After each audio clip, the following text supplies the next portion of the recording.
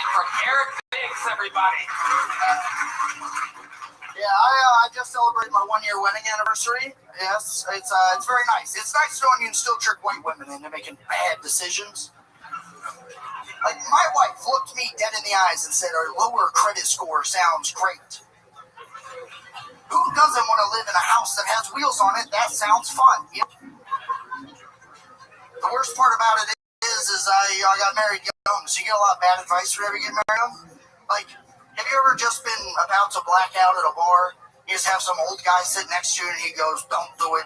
Don't get fucking married. She'll fucking take everything.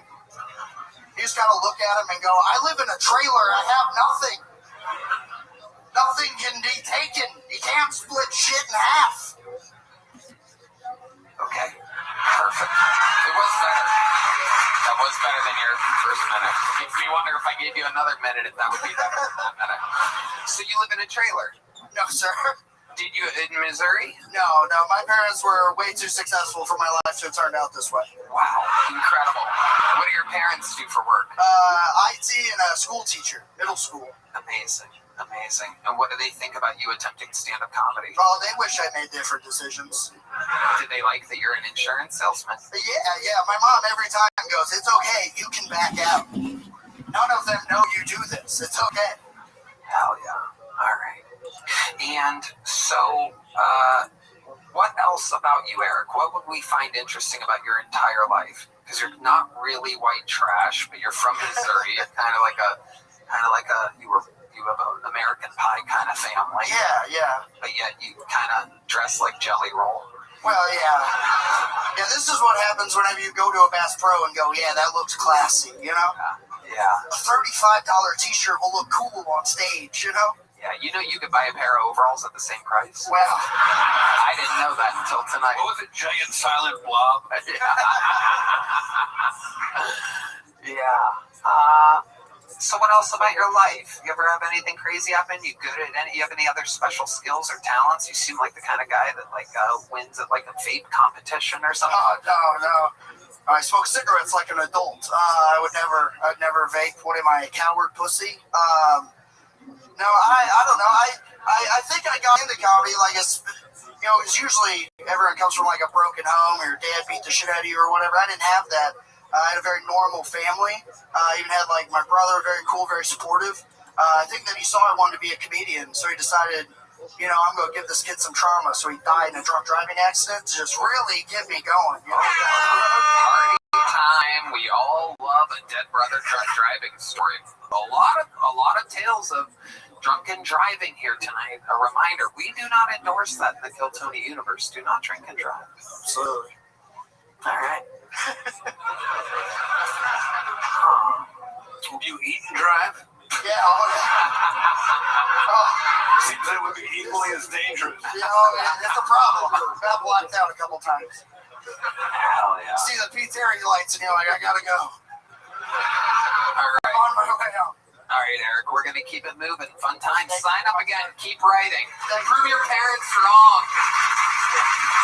And maybe take your time a little bit more. Don't try to squeeze it all in. Take your time so that people understand you and stuff. You speak perfect English, but you talk a little fast. Words get together, and then you know what I mean? Like, take it a little bit. Yeah. You're right. You're absolutely right. That's good advice. And also, I like that he reset and did a whole another minute.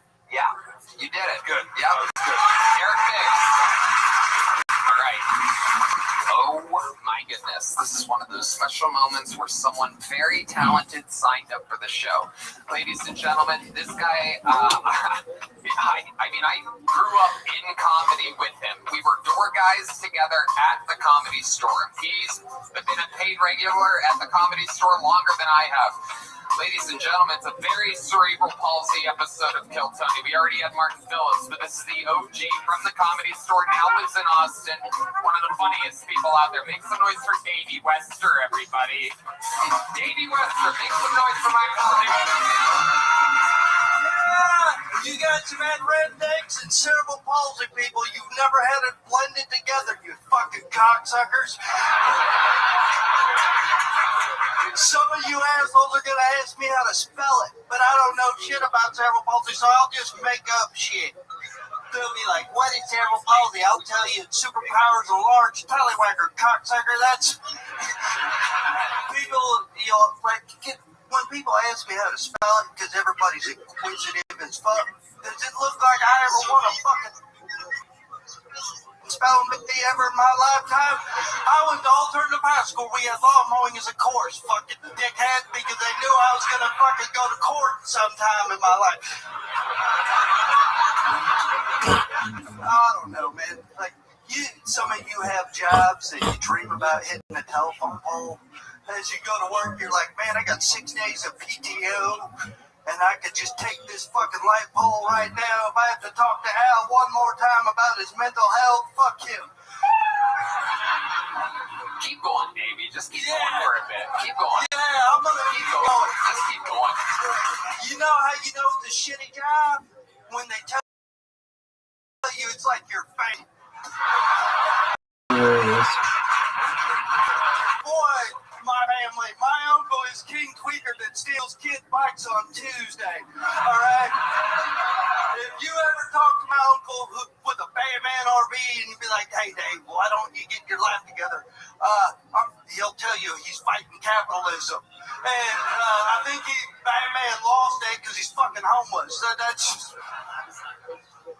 Do you want me to do some more time? Yeah.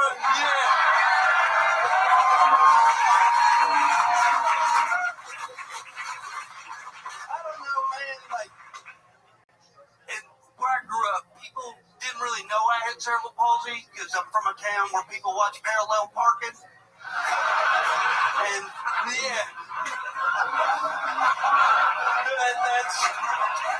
I mean, one of my best friends didn't know I had cerebral palsy till she came to a comedy show. She goes, Davey, I didn't know you had cerebral palsy. I was like, Jada, what do you think I had? She goes, I thought you just didn't tie your shoes tight enough. That's...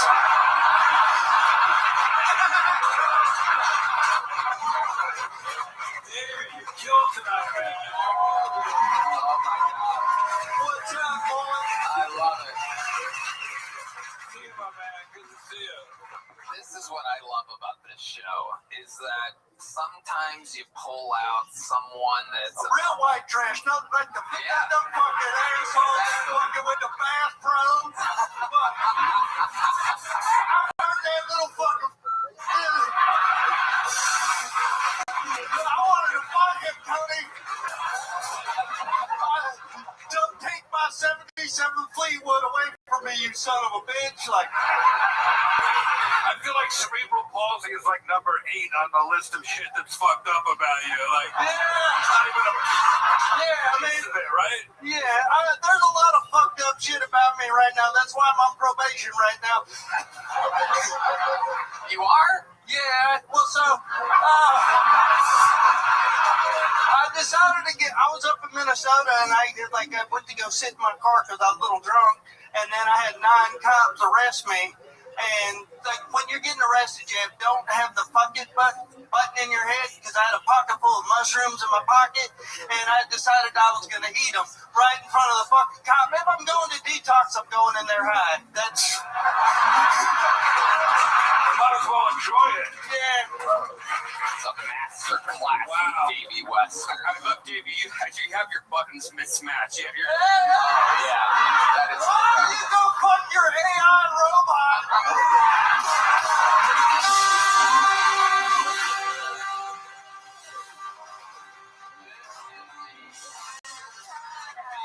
She's Korean, you racist. Can you give me 2 golden tickets? Because Ari Mattis, if I get that, he'll take me to the wellness clinic and fucking help me out. Like, I won't have cerebral palsy anymore. I'd just be a downsy son of a bitch. I don't think there's enough stem cells in the world to balance you out, baby. No, I get you. I like seeing blind people. I don't trust you, but... Davey, you are on fire. What I love Davey Wester. I mean, this guy was one of the door guys at the Comedy Store when I got there. They had crippled people doing it. Yeah, exactly. It's a testament to the time times. This Comedy Store in 2007 was a dark, dark place with a lot of very pessimistic, negative people, and you were roommates with a lot of them, and you fucking... Oh, please don't. Like, you want to talk about cocaine? Okay. Like, I mean, the crew was absolutely insane that you lived with, and meanwhile, you were always funny. Somehow, you were almost always positive and optimistic in a very, very dark time, and it meant the world to me and the guys that I started with that were in our extremely early 20s starting out there. We always looked up to, believe it or not, we looked up to Davey. That's a sad state of affairs. Well, I'm a fucking hero. But here in Austin, you're absolutely thriving. You got out of LA and you've kind of become a rock star here in Austin. People are able to find you and see you, and you're selling tickets and stuff. Tell us more about your life here in Texas. Well, me and Holtzman went to a rodeo. Oh my God! Can you imagine? Even if there weren't bulls there, I would go to the rodeo just to see what you and Holtzman were doing together. Well, it started What out. could go wrong? It's like OJ and Cosby sharing a cell together. Yeah, well, he went to the wrong place. He thought my apartment was this abortion clinic. That's what, and then he, I don't know, it was just crazy. Holtzman bought a bunch of shit, yelled at me a bunch. He told me, he yelled at me for not having a handicap placard that I carry around. He thought he was going to get good parking. Yeah. That's why he brought you. Oh my God. Bring it. He goes, everywhere we went, he goes, I have a handicap. I have a handicap.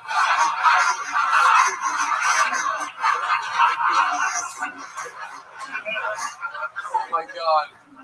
Oh my God, I almost fainted just then. Oh God, I really think you're not. Tell these people, it's just so you know why I'm laughing so hard. Tell them you are not kidding. I know you're not kidding. No, all these stories are true. So you can look it up. Go to Fred of Washington, and you'll be like, oh, this is what they look like. Just so you understand, Drew Mickens is from my area too. Yes, that is true.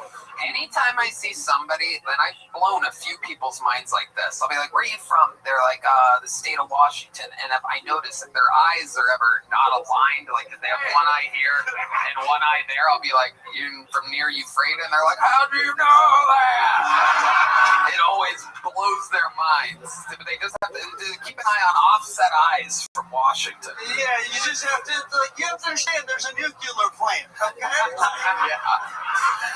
I love it, Davey. I mean, you are just one of my favorite types of stories because, you're not an actor, you're not a writer, you're not a this, you're not a sketch, you're not trying all these things. You're a fucking pure stand-up comedian, the kind of guy that I just love to drink with and hang out with and whatever, you know what I mean? Eat mushrooms? Well, maybe. I don't think I could eat mushrooms with you, Davey. I'm highly sensitive already.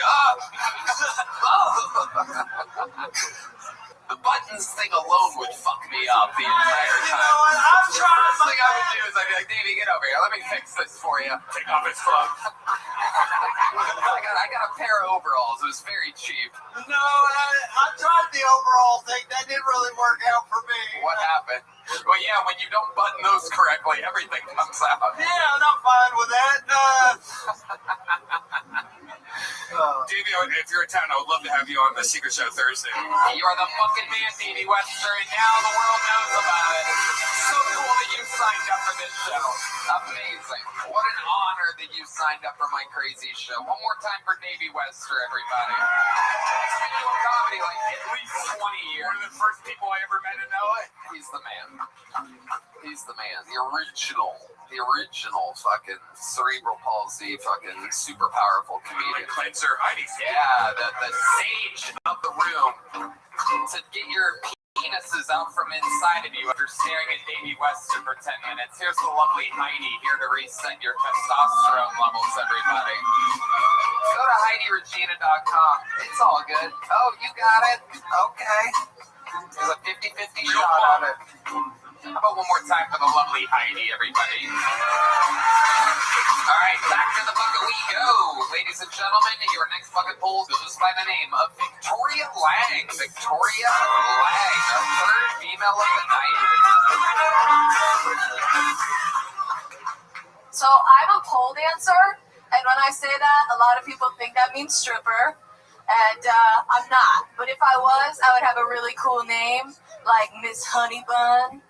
It's because I'm sweet, I'm dense, and after a couple bites, I really taste like nickels. It's like a cup holder of loose change. Yeah. I have a boyfriend, and he's a little bit of a freak, so he likes it. He's into this thing, it's called sounding. It's when you shove something in your dick. Yeah, at first I was like, ugh, too. I was like, ugh. But he makes this really cool noise. He goes like this. It's like a little kid in the fan in the summertime. You know how they go, the fucking fan? It's so beautiful. I've been calling him Urethra Franklin, and our relationship's been great. Our relationship's been great ever since. Thank you. All right, 55 seconds from Victoria Lang. Welcome to the show, Victoria. Thank you. It's your first time on, correct? It is, yeah. How long have you been on stand-up? 3 years. 3 years. All of it here in Austin, Texas. No, I'm from Connecticut/New York. I do a lot of comedy over there. Okay, what part of Connecticut exactly? Like Hartford County. Okay. Yeah. There's a fun fact about Connecticut. Well, it is literally a freeway. The state is a freeway. There's a very, very, very extremely fancy part, Greenwich, and around there, where, of course, like, you know, the McMahons live and the WWE started. And then there's where you're from. Right, yeah, not over there. Yeah. Tell us what it's like growing up in the hood of Connecticut. It's the shit. It's got a lot of stuff going on over there. I mean, I would say we have the best comedy, I think, in that part of Connecticut. You know, there are a lot more. Connecticut, you have the best part. Oh, you have the best comedy in Connecticut. In that part, you know, because they're all kind of pieces of shit like me. Yeah, so they get me more. Right. When you call yourself a piece of shit, what do you mean? What are some shitty things about Victoria Lang? Give us the dirt. Some shitty things about me? Other than your nickel pussy. Yeah. I would say that one's pretty standout. I'm kind of like I'm a little bit of a hater, self-admittedly, and I say a lot of things and I regret it immediately. I regret that. When you, are you talking about like online or just like? No, in person. I'll be like, oh, that person's a fucking asshole. And I go, oh, why'd I say that? Type of thing. Wow. Yeah. Has that ever backfired on you? Is it? Yeah, everybody hates me. I'm like Connecticut's most hated, so that's what happens. Wow, incredible. Yeah. Your boyfriend likes you. He loves me. How long have you been with him? I've been with him for 2 years, and he's a comedian as well, so he gets it. You guys live here now? No, we're just visiting. Okay. Did he sign up as well? Yes. Okay, we'll talk about that in a second. You're a pole dancer. How long have you been pole dancing for? I've been pole dancing. You know, I'm about as good as pole dancing as I am at comedy, to put it that way. Okay. Yeah. All right, so you fall a lot. Yeah, falling. Yeah. But you make it to the top of the pole and the bottom of the pole. Yeah, Because sometimes. you're bipolar. You ever straddle the microphone stand? I have. Usually I'm a lot more active. I do kind of something like that, but I think Tony made me nervous. No, it's okay. It's all right. Don't be nervous around me. What could I possibly say about you that you haven't already thought about yourself? That's correct. Victoria, you have any special skills or talents or anything like that? Yes, I make comedy music. That's, I would say, my forte. Okay, that's your specialty. Yeah. Do you have like a song in your head that you've written that's original to you? Yeah, I Okay, do. what's it about? So I have a couple. I have one about storming the Let's just Capitol. do one. Okay. Right. Okay. Can't take it slow. You have one about storming the Capitol? Yeah, and I have another one that I really love about dating while living at your parents' house. Which one do you think's the funniest? The one about dating, living at your Okay. parents' house. Do you know what chord progression that is? Is that a DGAC? It goes like this.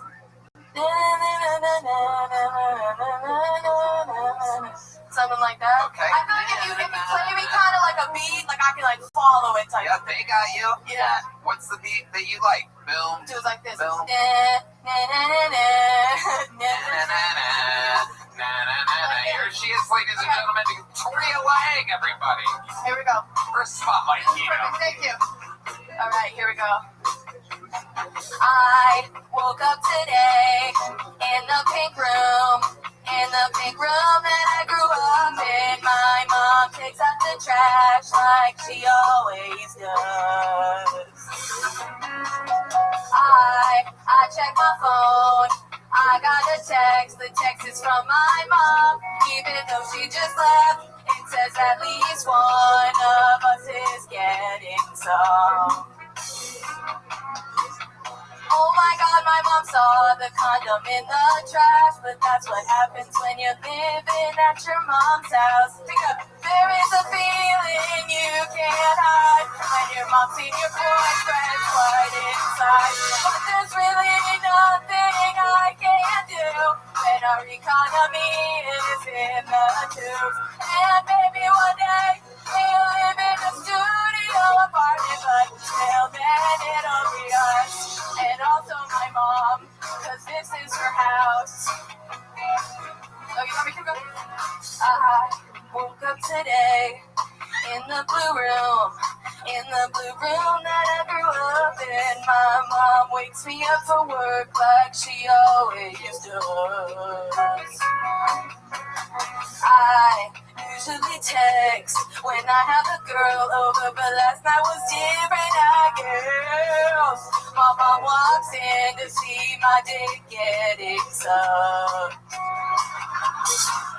Like me and my mom, we're close but not that much, and now she's caught me with my balls out for it. There is a feeling you can't hide when your mom's seen the dick eating hair mine. But there's really nothing I can do unless I shoot a CEO or something too. And maybe one day we'll live in a trailer park or something great, but until that day, it'll be us, and also our moms. And let's not forget about my stepdad. Sometimes when we're getting him some man, I get my stepdad. I can hear him fighting through the walls, cause I share it with my bedroom. Same wall. Please don't look at the stain. My 20-year-old cat died my senior year of high school. It's not that noticeable unless you look at it. Gotta walk by really fast. There are some sounds you cannot hide, even when the TV volume's real high. My whole family hears young Sheldon and you. That's how they all know I'm getting screwed. And yes, I said young Sheldon, I know that might be inappropriate, but it gets me on. So fight me outside, but sing a bitch. That's the end of my song. Wow! My mind is blown.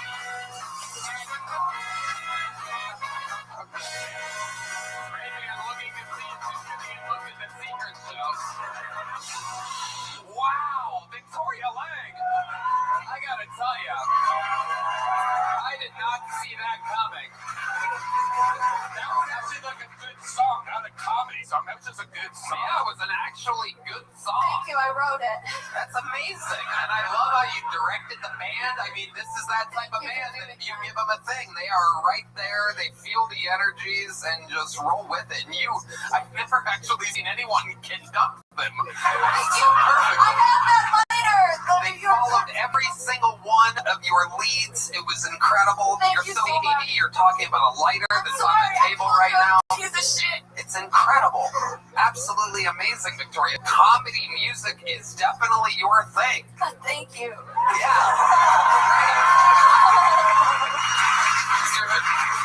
you have more stuff available online or something? Where I can people do. find you at? At Victoria Does Comedy. There you go. OnlyFans also? Or? I used to have a Playboy account, but they took me offline because I wasn't making enough money. That happens. That happens, Victoria. When all you can do is sing, that happens. But you are very talented. You really got lost in it when you were sitting down. I was so impressed when you're commanding the band. It's like a real treat to see somebody come in and start kind of shy and exactly Jeff just said showmanship. I mean, you really came out You know what I mean? And that was incredible. Congratulations, Victoria Lang. The set was okay, but after that amazing performance, you're leaving here with a big joke book. Here you go. Thank you so much. All right, there you go. Sure. Should I leave now? What? Or should I stay? You're gone. Oh, What the fuck? thank you. Anything can happen here, ladies and gentlemen. This is a show filled with magic sometimes. Ladies and gentlemen, let's make it your final bucket pull of the night. Goes by the name of Eric McLaughlin, everybody.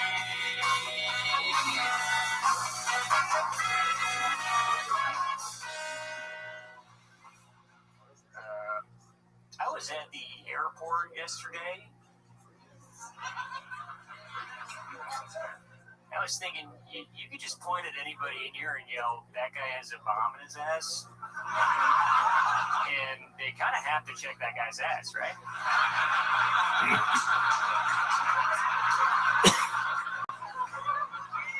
They got to put a finger in that guy. They're probably going to put a finger in you after because you said that, which could be fun. Like if you're into that, you're like, "Yeah, he's got a bomb in his ass. Check me now, you know." I got here 2 hours early. Go ahead, fucking check my ass. Can you imagine you do that all the time and the guy actually has a bomb in his ass? And TSA is like, "Holy shit, that guy was gonna blow up the plane. 200 lives saved because of you. You're a fucking hero." And you'd be sitting there like, "Fuck, I don't think he's gonna check my ass."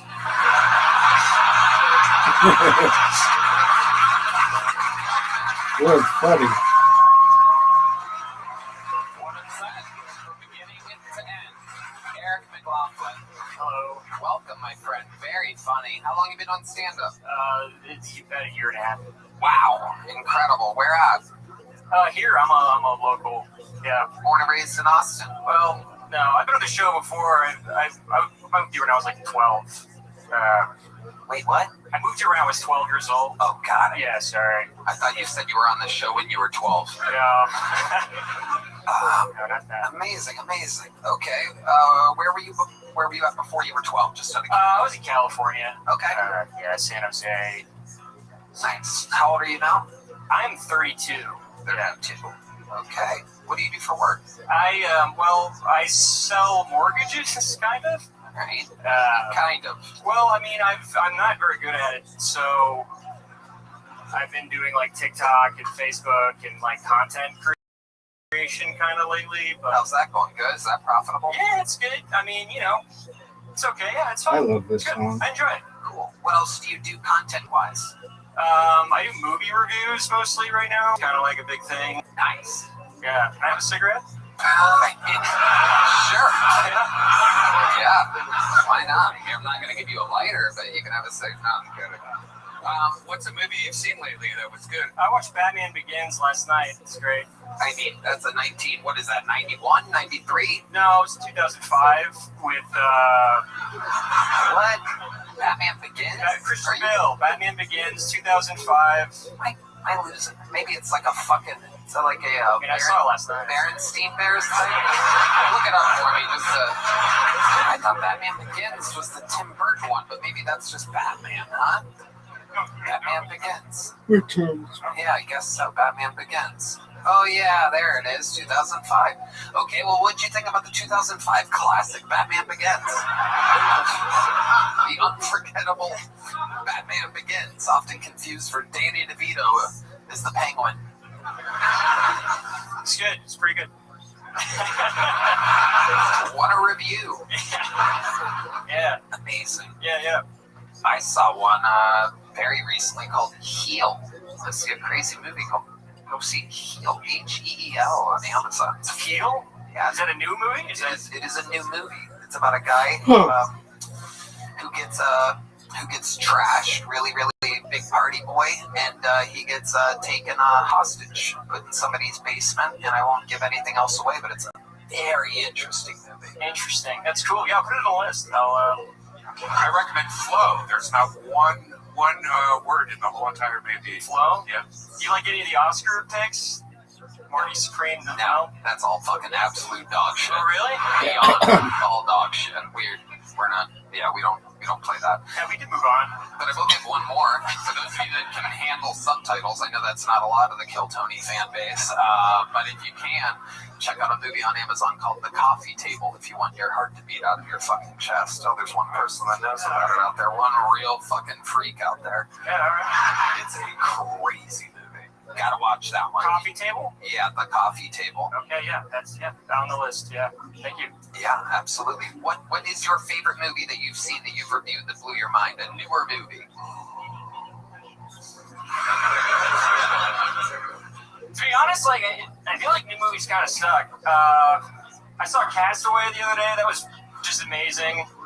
Unbelievable. Any day you're gonna make it to fucking Pulp Fiction or Forrest Gump or Shawshank Redemption. Yeah, those are good. Jesus Christ. What made you watch Castaway out of nowhere? It was on Netflix. Red Man pointed out a good one while we're in fucking movie mode for the first time in our 13-year history, because we did have this conversation. I avoided Demi Moore's The Substance because I thought it would automatically be a chick flick because it's just Demi Moore's face in all the promos. But if you want to really fucking go for an insane ride, The Substance. Sexy. Jesus Incredibly watchable. I have seen that. You have seen that. Yeah, Did you see The Substance, Jeff? You gotta see this movie. It's fucking nuts. Well, it's about the I guess the overall principle of the movie is it's about like trying to preserve your beauty, and the sacrifices that you would make to do that could cost you the opposite effect on the back end. So a temporary look now for instant gratification now for the nightmare situation perhaps later. Great review. Yeah. Did you see Song Blue? That was really good. Is that a Japanese movie? No, it was Hugh Jackman and Song Blue, I believe, is one of our golden ticket winners. Song Blue. It's about Neil Diamond impersonators, but it's really good. Oh, cool. Yeah. Kate Hudson. Hugh Jackman. Hugh Jackman. Very good one. I'm just watching Eric smoke the first cigarette of his life over there. It's a really nice club. I didn't want to ash on there. There's an ashtray. There's an ashtray right there. Oh, yeah. There it is. Holds it like he's French or something. Yeah. I do a movie review. Perhaps you've seen La Mayonnaise starring Pepe Le Pew. That's pretty good. Yeah. He's like waiting for Conan O'Brien. I don't know. Eric, what else have you done with your life? Tell us something else. I tried to sell my shit last year. That was something interesting. What did you sell? Like shit, like actual poop. Oh, wow. Yeah, there's a website called the lead, why don't you? There's a website called the Human Biome Project, and they pay like $180,000 a year to buy your poop. So I signed up to like donate or whatever, and it's like a real thing. They pay you money for your poop, and they put it like in a pill because it like helps with bacteria for other people. It's like a whole thing. Did you got money for this? No, I applied and I didn't get in. Do you have to send them your poop to apply? So it's a weird process. Like the first part is you do an IQ test, which I thought was weird.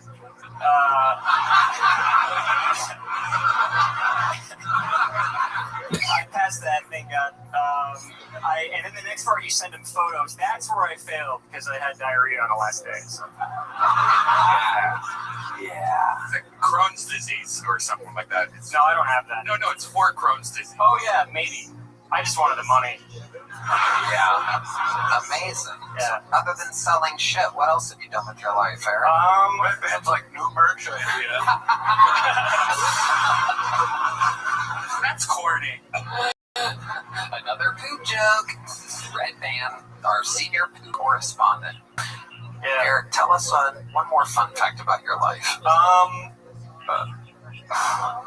Man, am I interested? I'm Brazilian. That's a big one. I told you that last time. I'm a Brazilian guy, which is kind of interesting. I go there every year to see family, and it's just fun being white in Brazil and speak Portuguese. You get to go to Brazil often? I do. Yeah, I go every year to see my family. Do you ever feel like you're going to be kidnapped or taken for money? That's a big deal over there. No, it's not Mexico. It's like a little nicer. I mean, but it's not even though. Or even a specific gated white part of Brazil. Brazil they actually famous for kidnapping, trying to take hostage white people.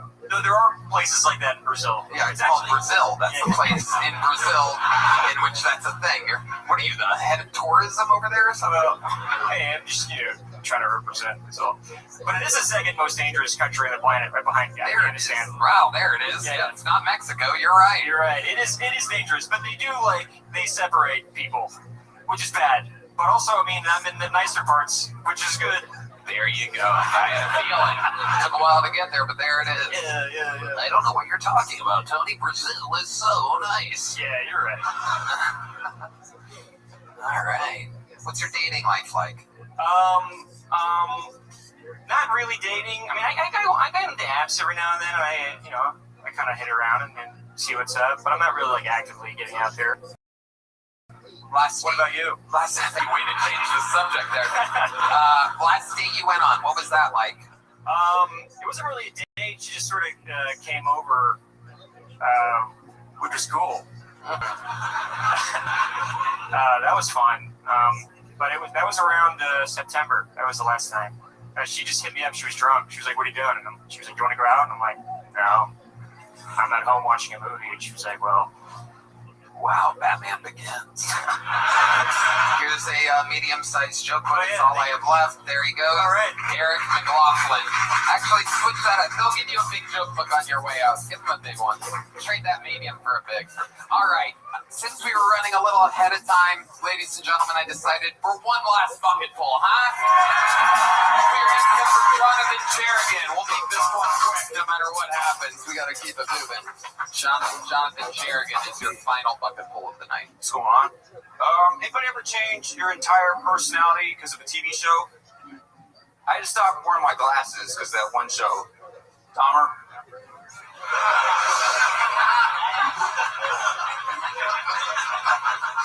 Still eat people, but that's just for the flavor.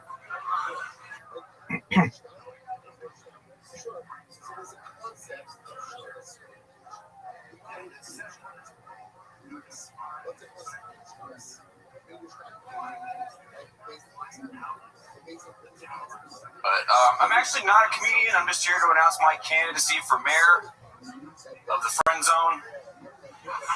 I've been a pretty good city councilman. I feel like I'm right for the push for the big office. First initiative is to tackle the homeless situation. I saw this homeless couple strung out on the side of the road, and I just felt horrible. I was like, this dude has a girlfriend?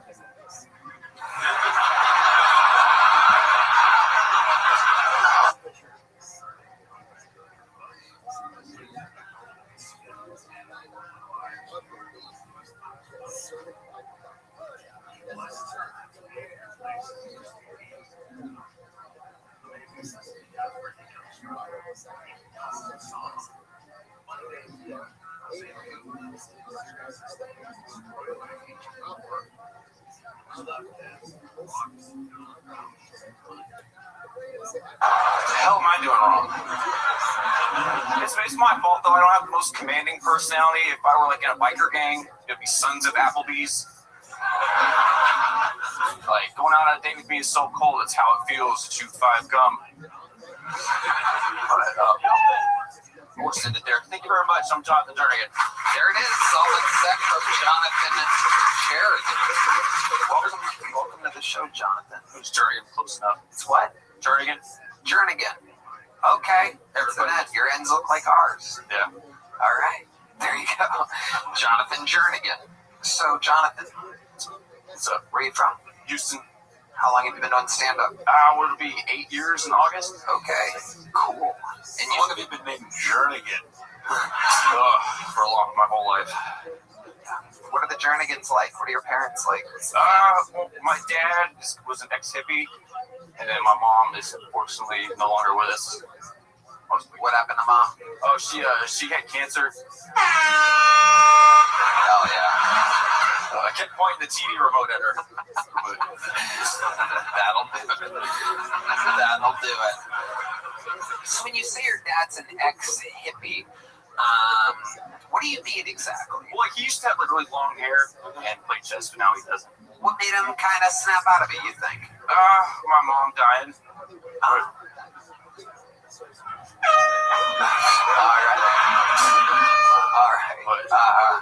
Okay. So how's dad keeping it together now? How long ago did mom die? I want to say like 8 years ago.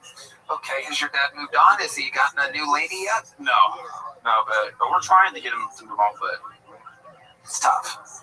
yeah. You have a lot of brothers and sisters? I have one brother, Okay. Older, younger? younger. All right. What does he do? He like does like financial analysis. What do you do for work? I teach painting. You teach paint? You make a living doing that? Not really. Oh, wow. How are you surviving? I live at home. Amazing. With dad? Oh yeah, with dad. Okay. It's less embarrassing now that my mom's dead. Right. Exactly. It makes it seem like you're there supporting him. Well, like, according to the TLC rules, I'm technically not a scrub anymore. Very good. Very good. It's important to follow the TLC rules. Don't be a scrub and don't go chasing waterfalls. Right, Are you a pretty good artist? Like, what kind of paint do you are? It's acrylic, and I mostly teach like new painters. So it's like you sign up for a night, and like you with the date, you get drunk and you paint and stuff. That's cool. You get a lot of paint pussy. Not really. I don't try because I feel creepy if I try to like hit on the guests. So I like being employed. But other than that, Amazing. Where can people find your art at, Mr. Jernigan? I wish I don't paint that often. Oh wow, quite the salesman. Yeah. Okay. I'm focusing harder on comedy. Nice. Yeah, you're very, very good at it. Thank you. Keep it up. Sign up again sometime, Jonathan Jernigan. Good to see. We're at the end of the episode, so we're gonna keep it moving. Thank you so much. Sign up again, Jonathan Jernigan, the funny man. Get him a big joke book. There we go. I ran out of big joke books. It's been such a good episode. You know it's a good episode when I ran out of big joke books. All right, everybody, we've made it to the final part of the show. William Montgomery is sick. Ari Maddie is adding Monday shows to his sold-out weekends on the road, taking full advantage of the Sony bump while not showing up for the thing that made him so famous. But luckily for you guys, we have one more superstar that's on the super rise, everybody. Every single week, just more than a minute. It's amazing to watch. He was once the dirt storm of Atlanta, and now he's the dirt storm of Austin, Texas. Make some noise for the rising star, Dedrick Flynn, ladies and gentlemen.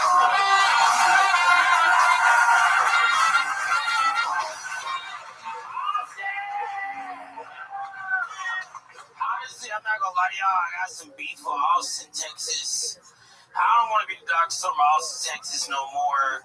How y'all been treating me? Because right now I'm homeless, and I'm the richest homeless nigga in Austin, Texas. I applied for 3 houses to move into. And one of the houses texted me, no matter what pay stubs I sent them, I said, I'm doing good right now. One of them hit me back, and they said, your credit is bad. What the landlords want is for you to write an essay about why your credit is bad and what you intend to do about it. Nigga, this is the essay. I was poor, now I'm not.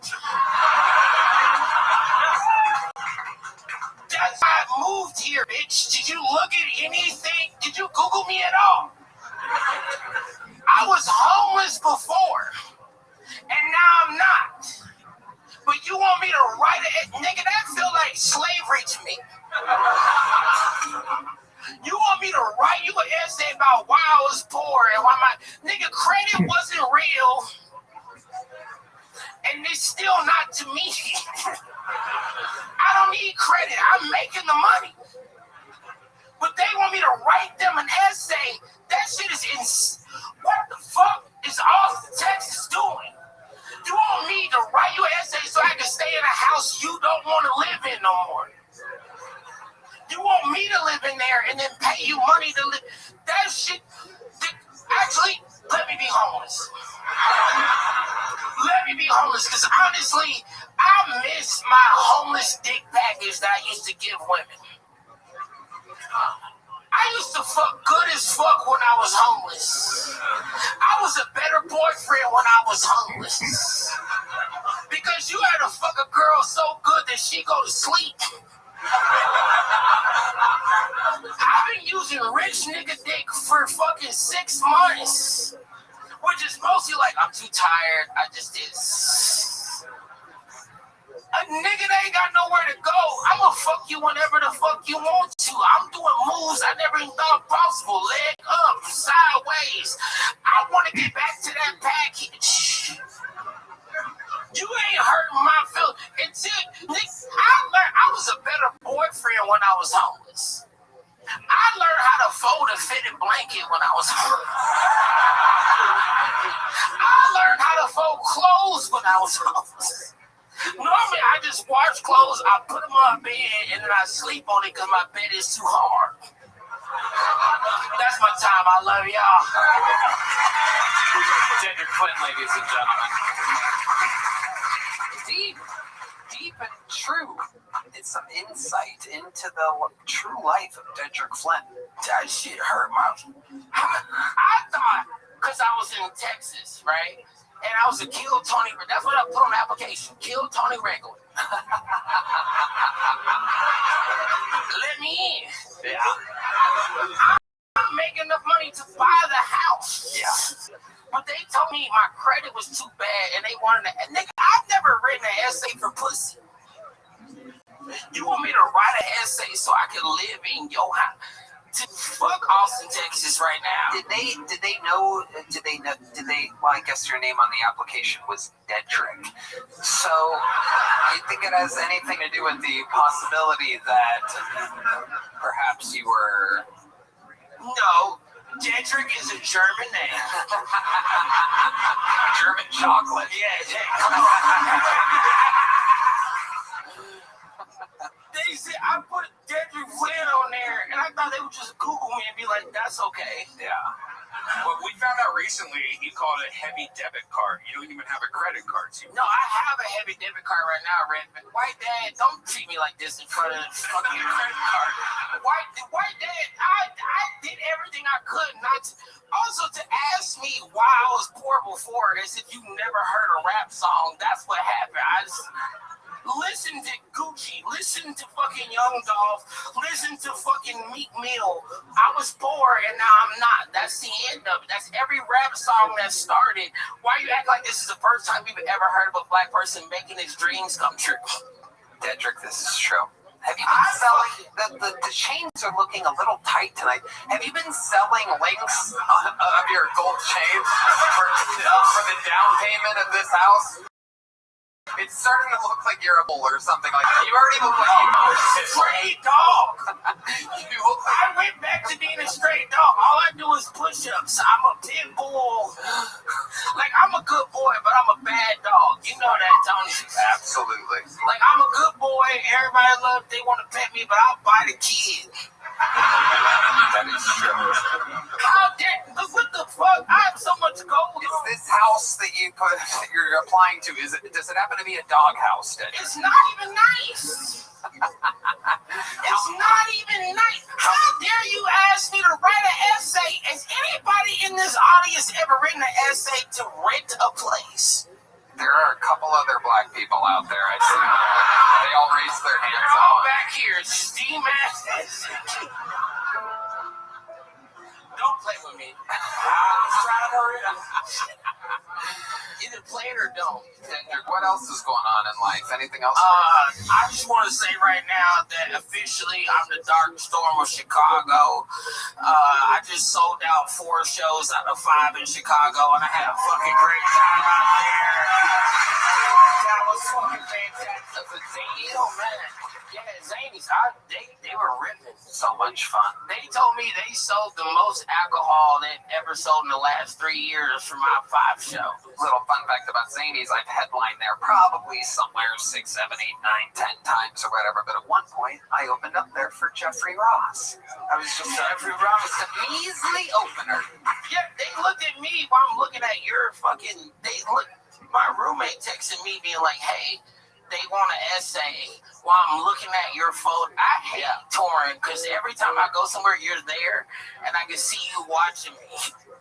So I'm like, I can't do bad. Tony Hinchcliffe's right there on the wall. I am. And I just can't do no bad. They can fuck Austin. How the fuck? You can't hate on the city of Austin, by the way. Yes, I can. No, no way. Go see if Chicago's going to sell you a nice house. They asked me to write an essay. I looked at it.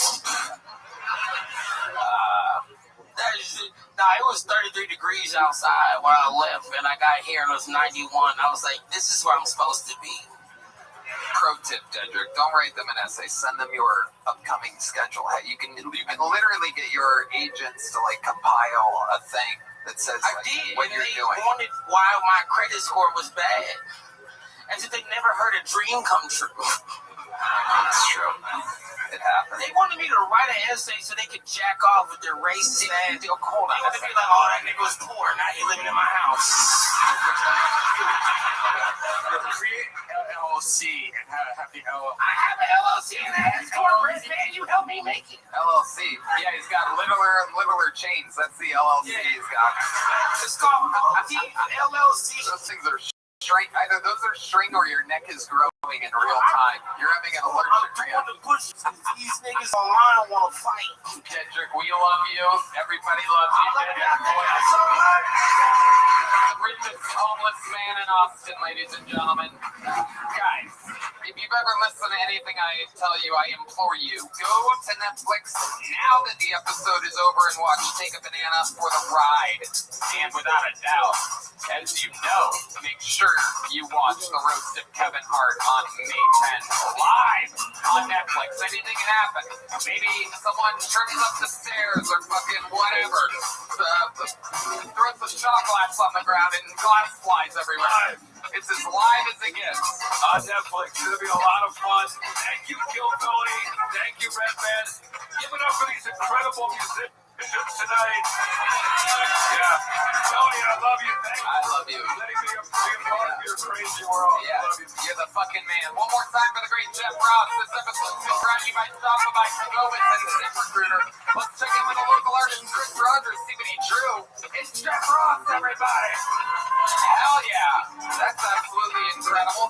I can let you know that indeed you still have a chance, perhaps, of getting tickets for Kill Tony WrestleMania Las Vegas, Nevada.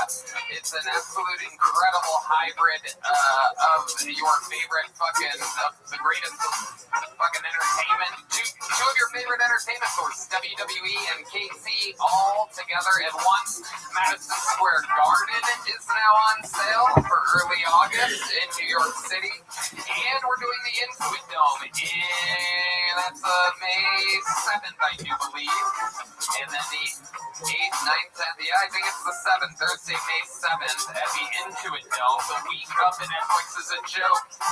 Week which ends with the roast of Kevin Hart, right, man?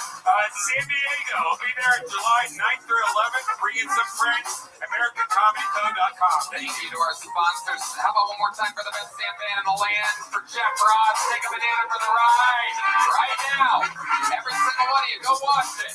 Keep it on. Let it run all the way to the end for its retention ratings. We love you guys. Thank you so much. Good night, everybody.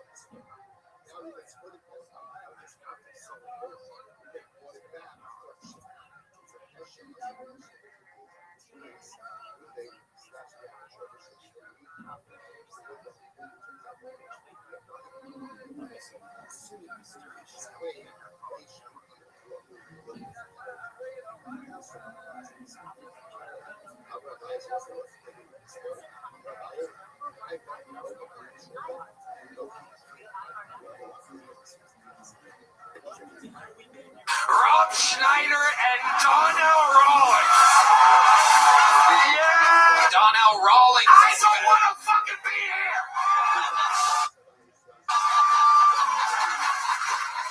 The walk-off king of the show. Let me say something. Yeah. You did that and you don't give a fuck about Black lives. Oh my God, motherfuckers.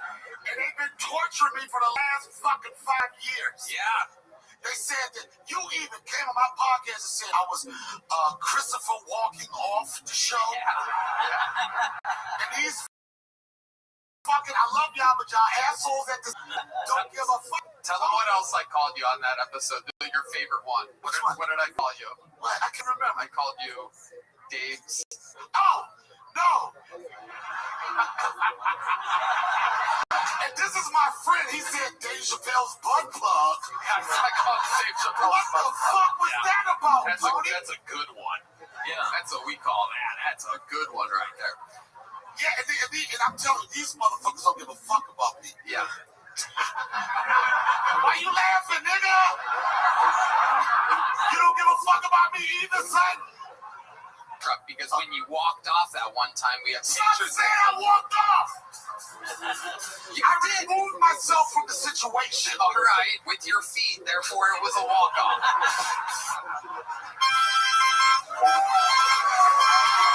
Wow. Martin Phillips has done it again. He has a brand new harmonica. I think if you add cocaine, it's a laser. Can you imagine doing cocaine with him? The cocaine will be everywhere. All right. No way. No way. Who's ready to hit this shit right here? Okay. Do you have a girlfriend? I know you got a girlfriend. You know why? Because I'm watching and your fingers are just going crazy. Bitches, and he was like this. I want to make you. He sounded like Audrey Hepburn or Golden Pond. I want to make you come. Take this finger, bitch, and do this line of cocaine. Hey, Darnell, hold on. You take a walk. Favorite part of that diss on Donnell was that you called him Darnell. Okay. No, he didn't. He said, Darnell. Okay. I thought that was really funny, and I would have chosen instead of raccoon a ferret. Okay. And then I think you know, as a closer, you can you just think of him just a suggestion. You could pull the ferret out of your ass at the very end. As a closer, you don't want to do that early because then you can't follow it. Yeah. And then you also have a ferret with shit all over it, which is another problem. Brandon La Caruba. Am I saying that correctly? Perfect. Is that Italian? Italiano. You 100% Italian? 75. 75. What's the other 25? Ukrainian. Whoa, look at that. Oh, yeah, we got a I don't understand why that 75% Italian just doesn't completely take over that simple 25% Ukrainian. You know what I mean? Such an easy pushover. I'm a huge dork. I love anime. I love Transformers. I got a little Autobot. Whoa, okay. I play Smash Brothers for money. Wow. Which is fun. Yeah, a lot of women. Smash Brothers. That sounds like something in Atlanta.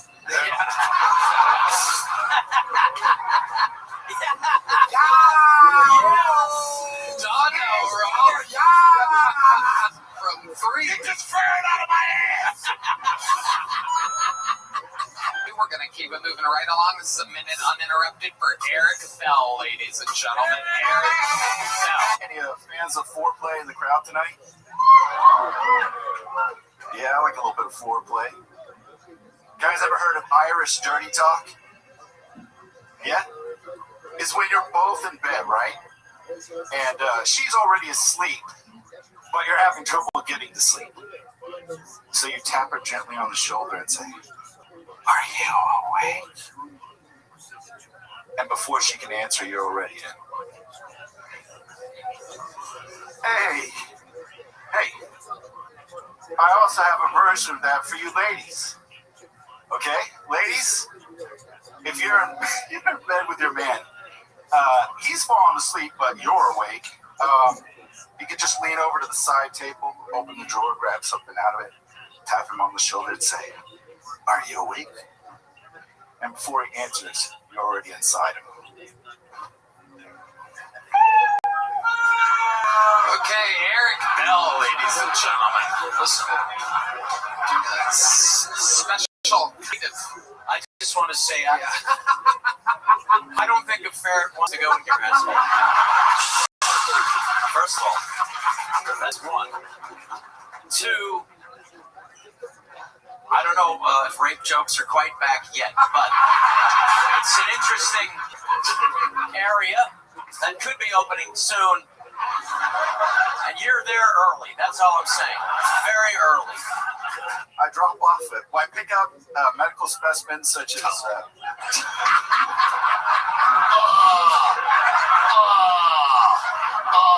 Gotta do this before I do my show. I got 5 minutes. Do it for Diddy. Bad boys. I think I have an image of what you do for a living now. Are you ever transporting a kidney sometimes and you go, you know what, I'm just going to stop and have a beer first before I do it? I did have a coworker that had to transport a human leg. Whoa, what was that for? Where were they taking the leg? She didn't tell me, she quit. But she had one leg, she couldn't just walk off. Rape jokes, thumbs down. Yeah. Not really. You got some nose like this, Tony. No. I'm going right through that, though. I still don't understand. Where were they taking this leg? No, first of all, it's no. Is it no papi? No papi. That's the difference. Papi, no papi. That's a yes for me. That's a clear yes. And maybe even a little choking in there. Shout out to Shannon Sharp.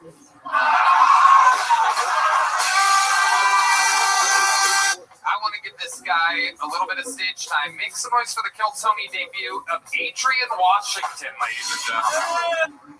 Anybody got nieces and nephews? You don't know their real name? Like, I come from a big family. I got like 40 nieces and nephews that I know about, right? One of my sisters called me one day, said, "Adrian, I'm running late. Can you swing by the school, pick the kids up for me?" I said, "Yeah, sis, don't worry, I got you." I was excited because they didn't know I was coming, so I wanted to surprise them. I got to the school, and the principal was like, "Hey, who you here to get?" I said, "That is a very good question, sir." I said, I got to step outside and make a phone call. Because I was like, there's no way I can tell this man I'm here to pick up Fat Daddy and Bug. I tell this motherfucker picking up Fat Daddy and Bug, they gonna call CPS on my motherfucking ass. I walked outside, I called my sister, I said, "Hey, who are these niggas that I'm looking for?" Another time I was coming off the road and my wife called me, she said, "Hey, what you want me to take out for dinner?" I said, "The titties," just like that. Didn't think twice. I heard my daughter say, "Oh, Dad." True story. My wife said, "Yeah, you on speakerphone." I said, "Why you ain't say that when I answered the fucking phone? You know I ain't speakerphone material, right?" But as a parent, you gotta try to fix it. So I was like, "Hey, put my baby on the phone." My daughter got on the phone all awkward and shit. She's like, "Yeah, Dad." All I have is this, y'all. I was like, "Hey, listen up." I said, "One day, somebody gonna say that shit to you." I said, "We just hope you don't fucking live with us when it happens." Thank y'all very much. Fuck yeah, Adrian Washington. Adrian, Minnesota, right? Yes, sir. Welcome. Yeah. Kill Tony Universe. It's great that This is a fucking Donnell amazing. travels all around the world with his own stunt man. I knew I shouldn't have worn these fucking glasses. No. Okay, I got ashes all over my head. I don't want to fuck off. I'll do it. Hey. I grabbed Donnell by the the elbow now looks like my hand is burned. You are the ashiest human. Can we get some lotion? Hi, do you have any lotion? Tony, here's the good part. My preference is baby oil. The resemblance is striking. Stop it! Y'all really do look alike. Your next bucket pool, ladies and gentlemen. Back to the bucket we go. Make some noise for Jose Ayala, everybody. Jose. Yo, what up, Kill Tony? How you guys doing? Hell yeah. I'm pretty happy, even though I don't look too happy, you know.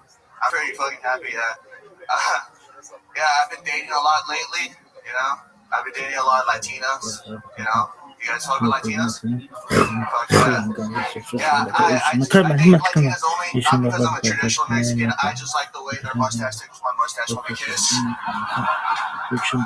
That shit's dope as fuck. You feel me? No? Just me? Oh, yeah, you feel me? Fuck yeah.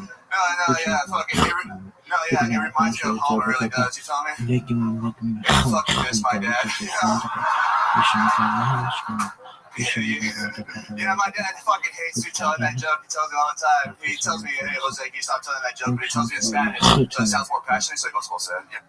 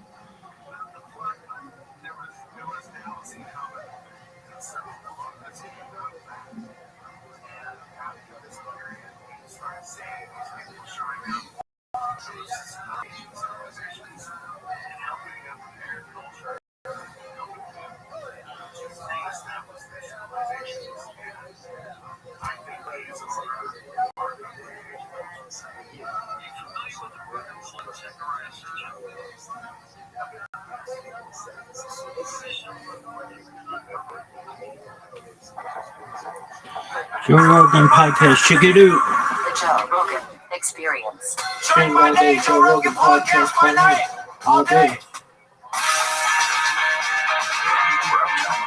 Joe. Great to see you again, Bob. Same here. Long time. Joe, you are still to this date the most watched ever podcast we have ever done. That's on YouTube. That's No way. unreal. That's phenomenal. It is unreal because it shows you how many people are just absolutely fascinated by the story. And what you guys have done in this new film is essentially recreate S4 and using AI, recreate you as a young man in these experiences that you had. And it was really excellent. Luigi, you're the one who put the film together. You figured it all out. And first of all, what was the technology that you guys used to recreate everything? Yeah, I just want to say there's about 10% AI in the film, but there's 90% Blender, and that's actually handmade CGI. So everything you see is all handmade, and even the de-aging of Bob Lazar, we scanned Bob, we went over to his house, scanned his face, took a process of de-aging him through that, then creating a digital model of Bob in different ages, and then placing him in the environment. And then in some instances at the very end, we perfected or kind of put a bow on it with a little touch of AI, but the whole thing is handmade. So the craft, the environment, the papoose lake, the facility, the equipment, and the people were all made. And some of the people are actually real actors that we put in there. So there's one of the guys that is Barry in the film is a guy called Luis Martinez that's been working with me for the past 10 years, and he laughs at it because he goes, I can't believe I'm Barry, so. Does he look anything like Barry? Actually, he does. He does. That's why we chose him. Yeah. Where's Barry, the actual Barry now? I don't know, I kind of thought at one point, after all this happened, we would at least hear from one of those guys. But I never heard from anybody after the initial the release of all the information. Yeah. It seems like, wow, I don't know, but if people are able to keep secrets for this long, it's got to be very difficult to just blurt it out. Like, you're holding on to a secret for 20, 30, 40 years. It's like, I guess these guys were lifers, though. yeah. I mean, they spent most of their time there. They spent at least 2 weeks at a time and had 1 week off. So they stayed at the base. I mean, these guys were hardcore. I had just come in on the project, so I don't know. I don't know what happened to him. I'd love to know. I suspect that Dennis Mariani, my supervisor, died. I've seen people track him down, all the way to point speaking to his family, and they said, yeah, he had some classified job out in the desert or something. They showed me his gravestone and stuff, so, at least they were able to track him down. But I've never heard of any leads on Barry or Renee or anybody like that. What is it like seeing the recreation of it in a film? Because, I mean, essentially it was your direction, for lack of a better word, your description of it, you telling them exactly how everything was laid out, and then once they recreated it, what is that feeling like when you watch it?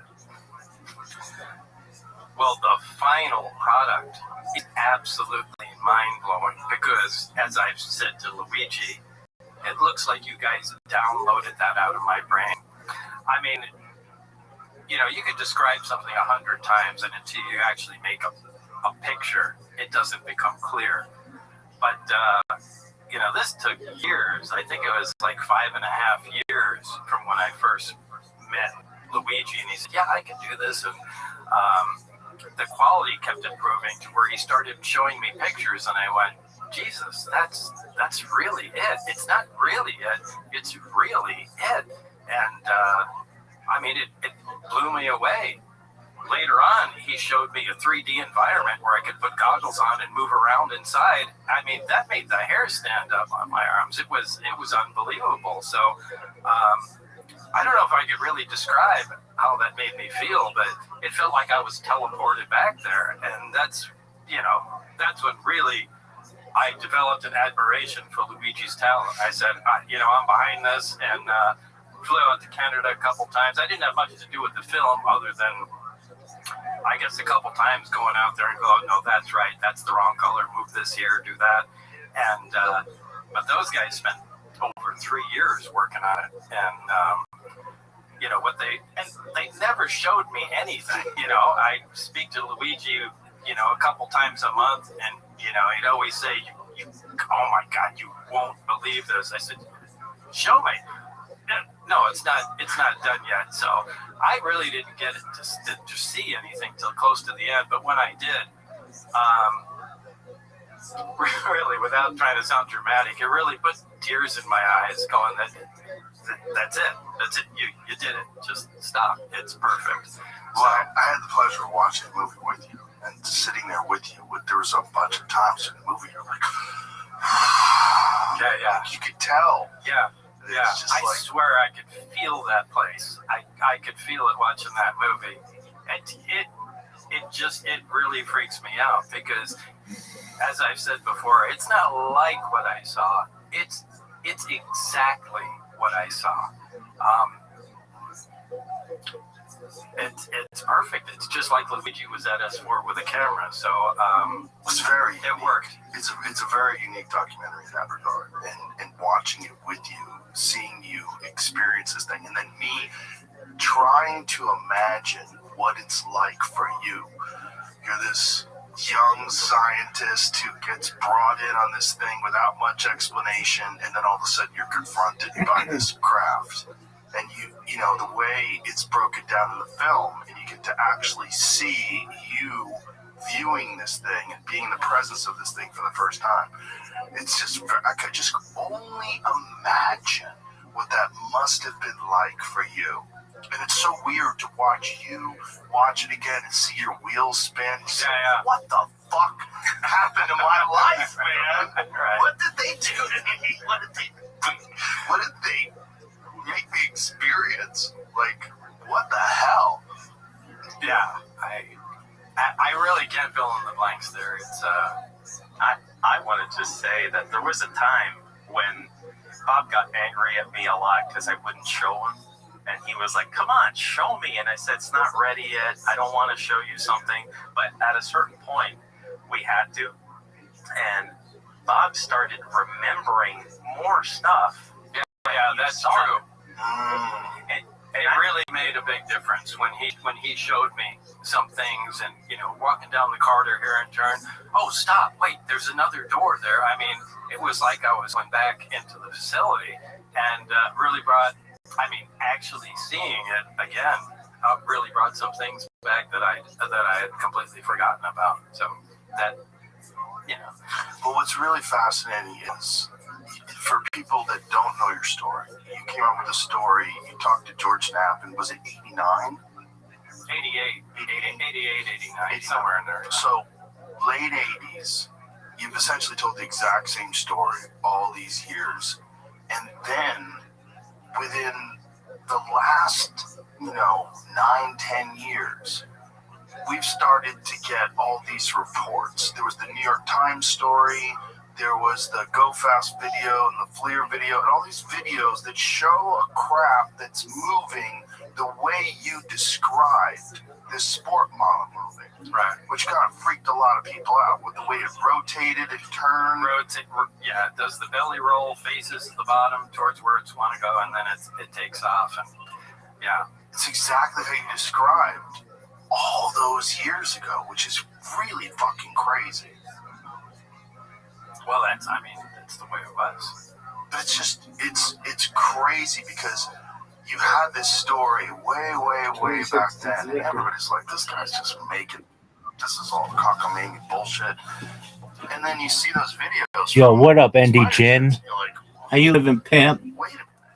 It's ND Jen. what he described. It's doing what he described in 1989. Yo, what's going on? What's good, son? What's new? How'd you find out about me and DJ?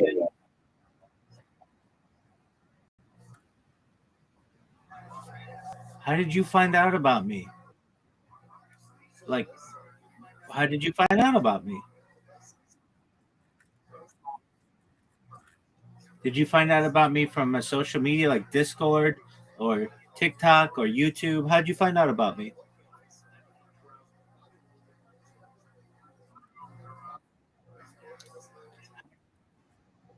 How did you find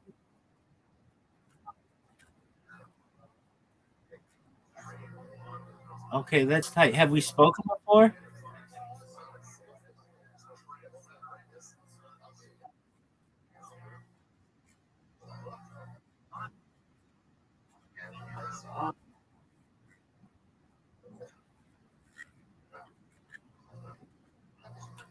Perhaps, man. All right, so what were you doing before this?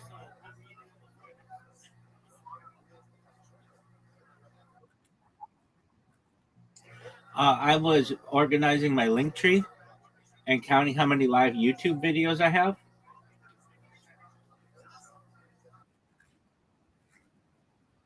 Okay, but what were you doing? Were you on YouTube?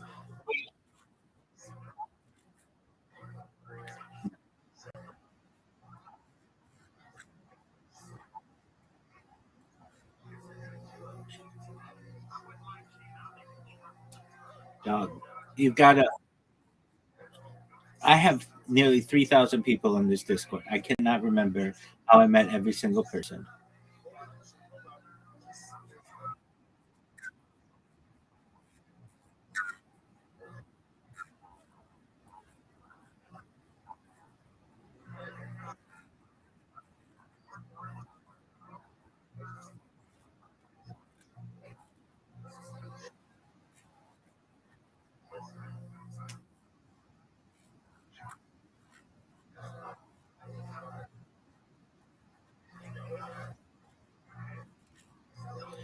Okay, did you change your name in here? Okay, well, that's probably why I don't remember.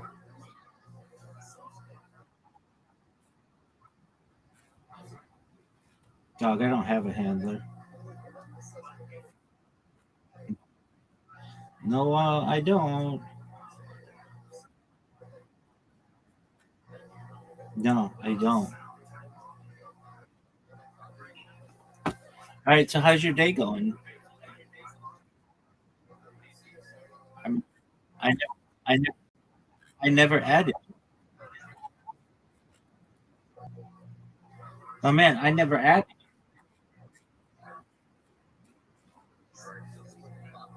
Huh? Doug, I'm doing other stuff. Do you know who Bob Lazar is?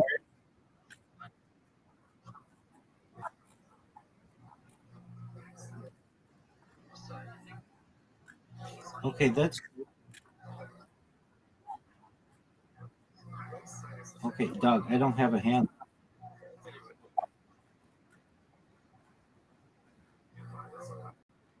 Man, I do my own thing. You don't know any.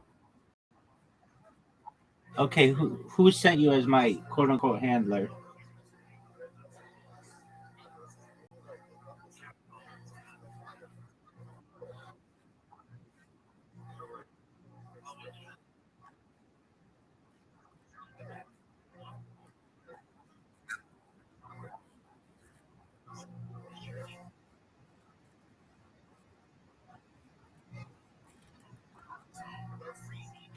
Man, I'm gonna tell you right now. Okay, hey, look, if I had a handler, I couldn't do this to them. Peace.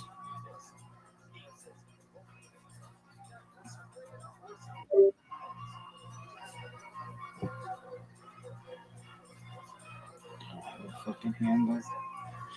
Would like one be easier? It's so weird. I can't. I mean, I've had so many conversations with people, and one of the things that comes up is, do you think Bob Lazar's telling the truth? And I say, look, I don't know. There's no way I can know, but it doesn't seem like he's lying. I've been around a lot of liars. Look, nobody can know unless you're there. I'm the biggest skeptic of all. Although if you look at Wikipedia, it says I'm a conspiracy theorist or something. I think it says I'm a far-right podcaster. Yeah, all right. I mean, yeah, it's crazy. But, that's my train of thought. Well, basically, are you a conspiracy theorist? No, you don't even look at this stuff. Well, if you have a lie, you have one lie. It's amazing because you've told the same one. Well, it's a pretty detailed lie. It's also not normal. Like, normally when people lie, they get bored with the same lie, and then they come up with another lie, and then there's some other story. You catch them. Eventually you catch them. There's some cockamamie new thing that they come up with, and it's the type of people that are that deceptive. I mean, it doesn't make sense. It doesn't fit the standard model of someone. Well, there are other people involved with it. Yeah, that's also part of the This is for the first time Gene Huff finally is on film, because when I had the test flight information, he was he was the first person I told about that, and we were all able to go out and see it, and so everybody knew that I wasn't crazy. It was, and then also all the confirmation that you were being fucked with. That when you were in the gym, they would show up and open up your locked car doors and open your trunk and leave it there, so you'd go out there and see it. They'd go to your house when you weren't there. Yeah, they were even right. They were even following George Knapp, and I mean, all of us, anybody that had anything to do with it at that time, they were keeping eyes on. It's not just eyes, but a lot of intimidation tactics, just letting you know that they can touch you. Yeah. So I've really worked for decades to push this out of my mind, so it's always tough to bring it back, and talk about it. And although it might be funny now, it wasn't funny then at all. It was a really stressful time, and still is a very stressful thing for me. I know it's so many years ago, but do you remember the thought that came in your mind when you realized that it wasn't ours?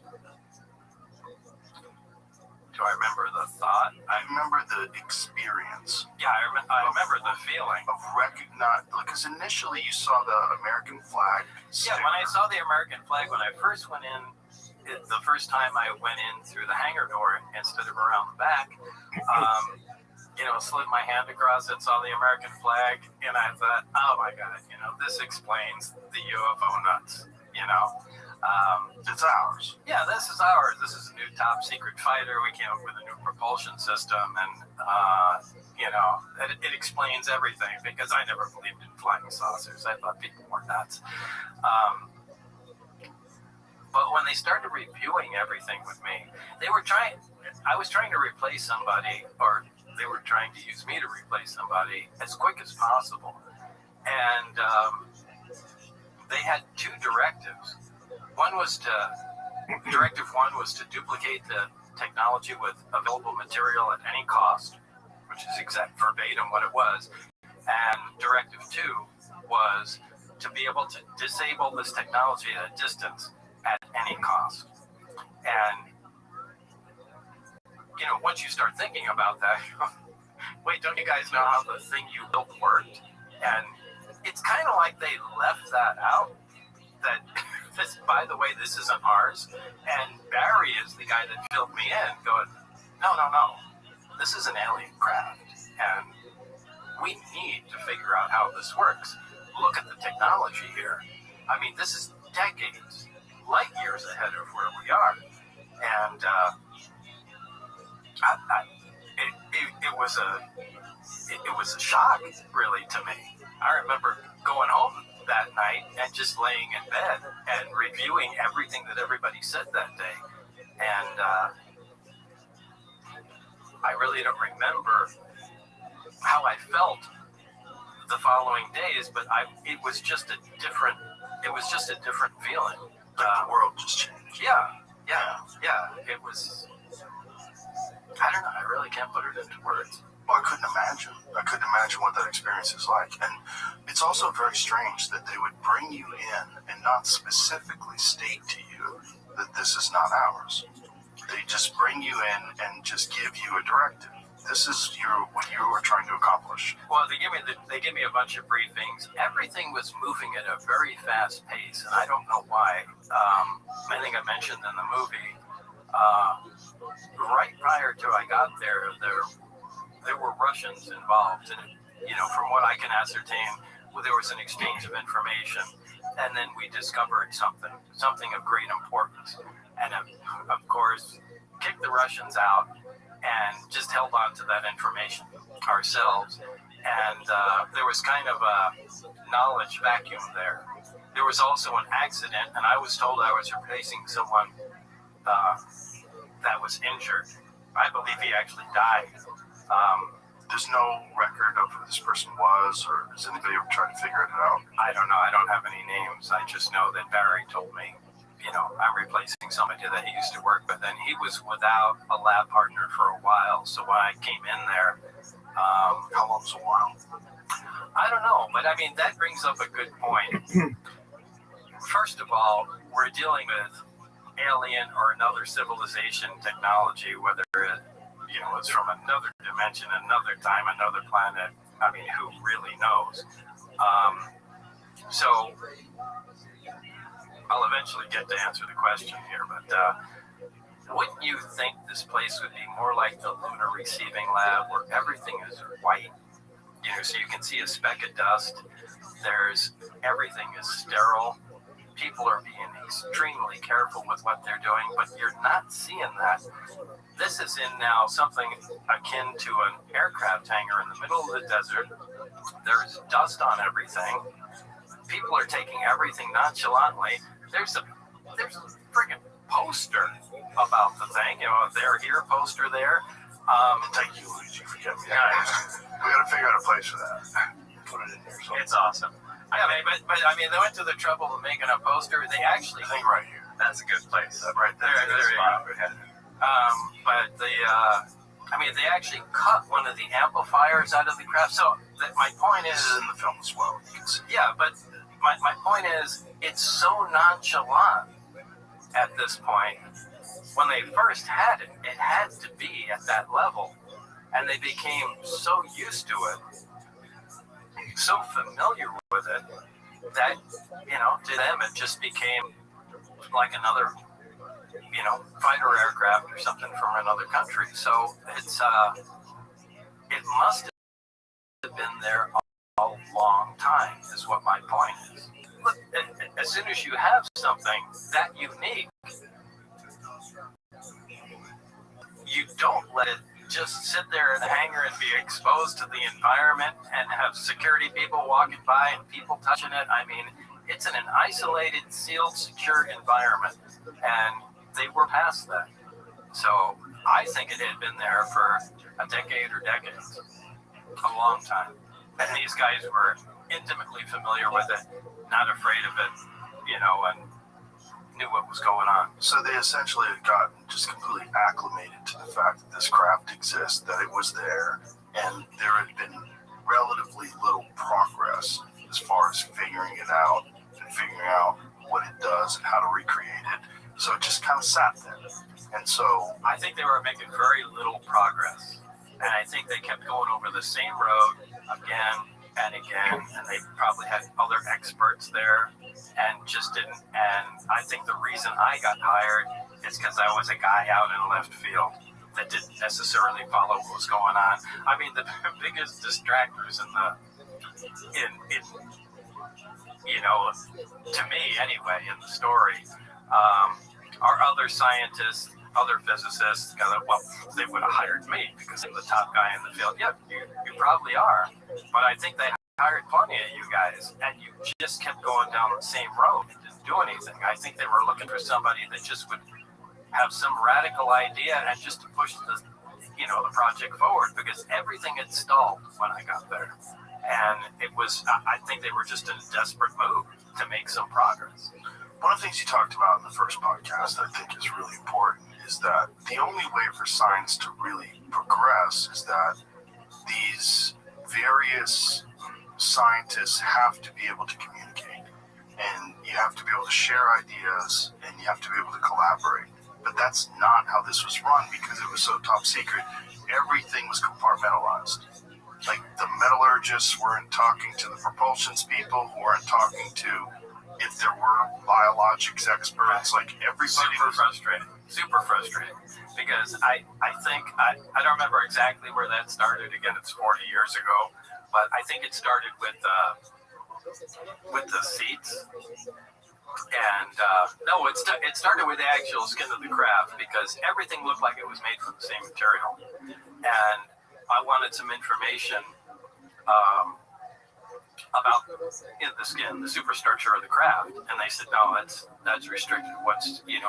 We need a reason for you to, I just want to see if everything is exactly the same material. And what I call the seats in the craft, I still don't know if they're the seats, but they might be. I think it'd be hilarious if they were actually something else. But I wanted some information on those, and it was restricted information too. There were other groups working on that. So they compartmentalized stuff so much. There was no exchange of information between any groups. I mean, you could submit a written response that your supervisor, in my case Dennis, would have to carry over, and they would have to approve. And, you'd get a 2 or 3 line response from the other group, but that's not how science works. Science works on the free exchange of information, and they were just killing themselves with security, and it was really frustrating. It was terribly frustrating. So was this a function of security people that are concentrated on top security that don't truly understand how collaborative science works? Yeah, that's it right there. You can't stop right there. They had no idea how that works. Because it stands to reason that whatever that thing was made out of probably in some way interacts with the propulsion system and whatever controls that are in it, that this material has to be particularly unique. Exactly. That's exactly my point. And I suspected the material was an electric. You know what an electric is? No. Okay, like a magnet, a permanent magnet is like, it's a magnet. It's right. Forever, it's a magnet. Right. It has a magnetic field. An electret is a material that has a permanent static field to it, a static electric field to it. And I strongly suspected that the craft was made out of an electric.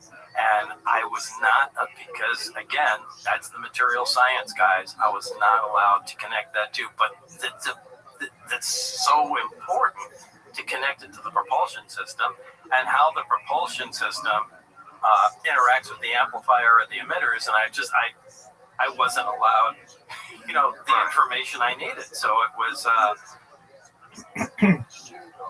don't know, it was self-defeating. Well, what it was. it seems like they were treating it like a fighter jet or an automobile.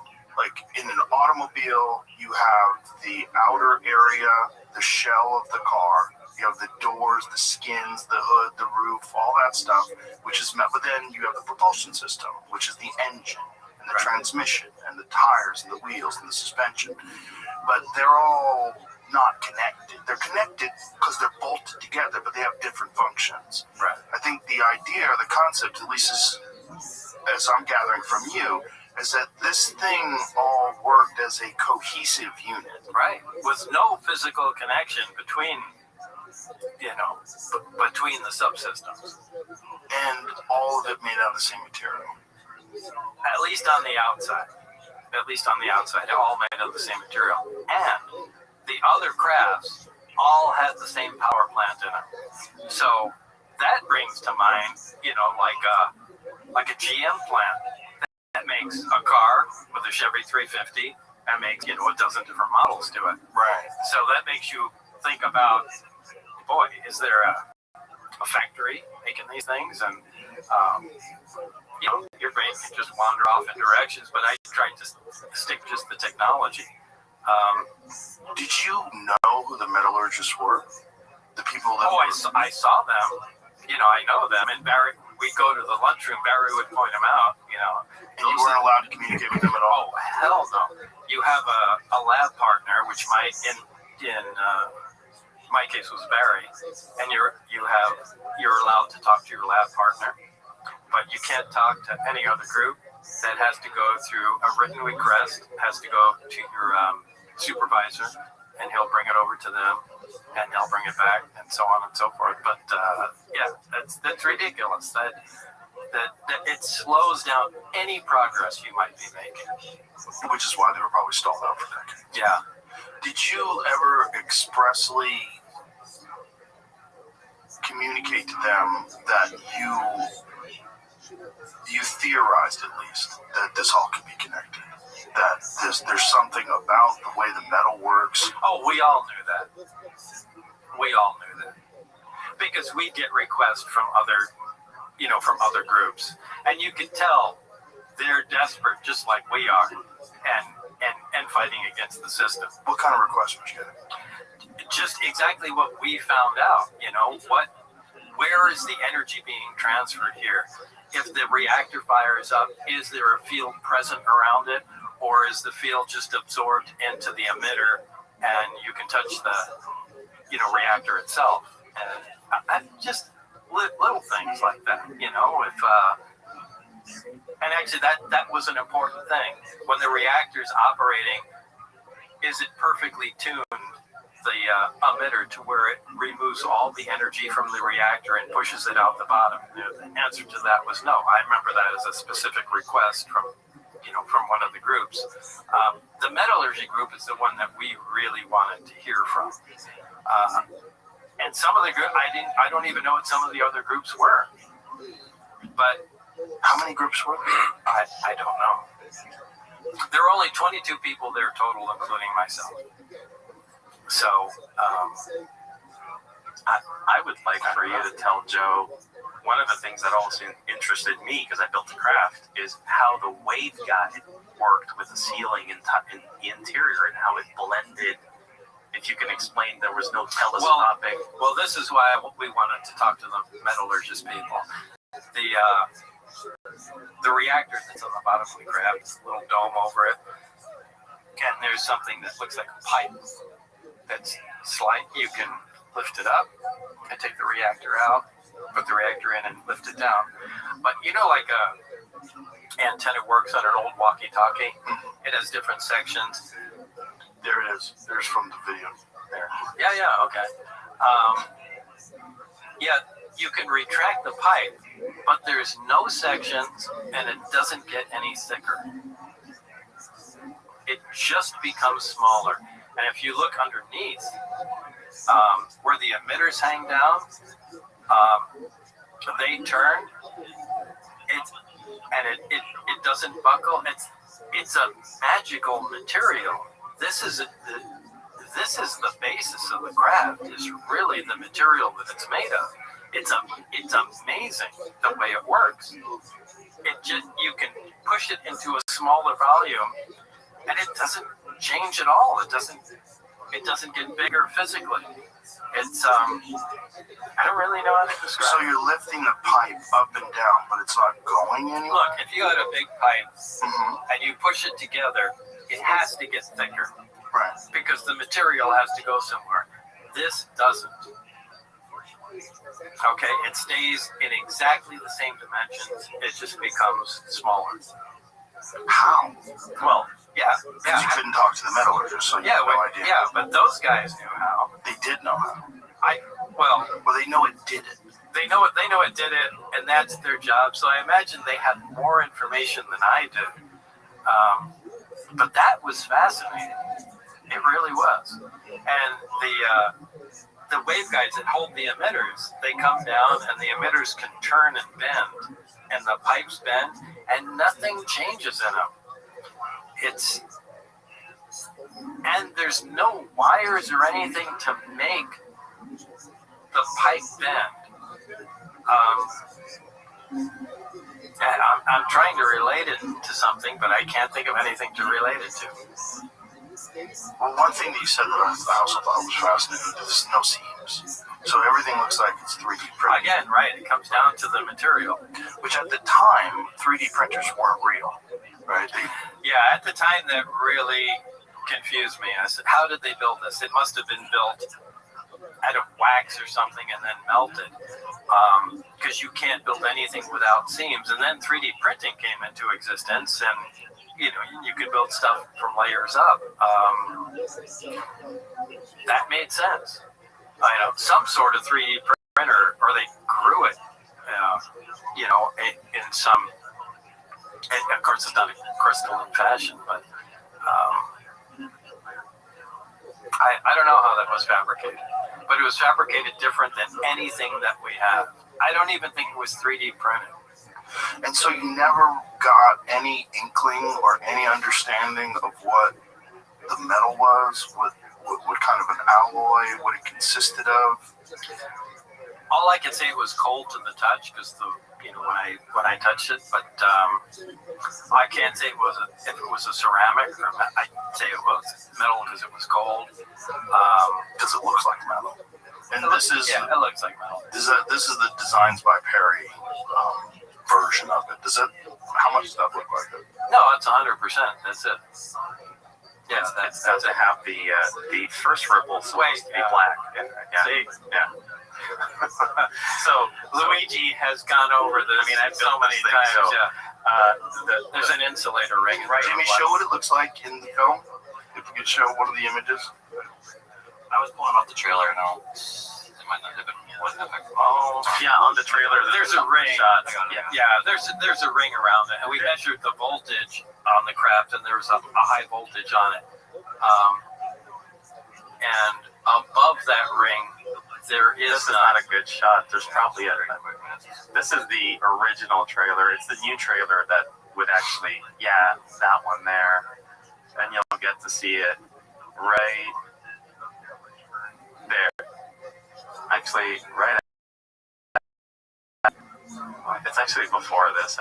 You're gonna see the craft, and if you see, there's a black, right? There's like a black line. Mm-hmm. It's the first ripple. That's actually not metal. Yeah, we call that there it is. That's a good shot. We call that the insulator ring because below that there's a high voltage present on the craft all the time, and above that there isn't. I would imagine that your life has like two completely different chapters. Is before this and after this. Whereas like once you see it, the whole rest of your life is now going to be very different. And you are in its presence for how long did you work here for? I don't know, maybe 6 months or so. So for 6 months, you're around this thing. And I would imagine it's occupy your thoughts 24 hours a day. Well, at the time it did, for sure. It's actually 3 stages to the life. It's before it, during, and after it. Before it was just my life. During was when it happened. And then the after part of my life is almost trying to dismiss it, to just go on. Yeah, you didn't talk about it for a long time.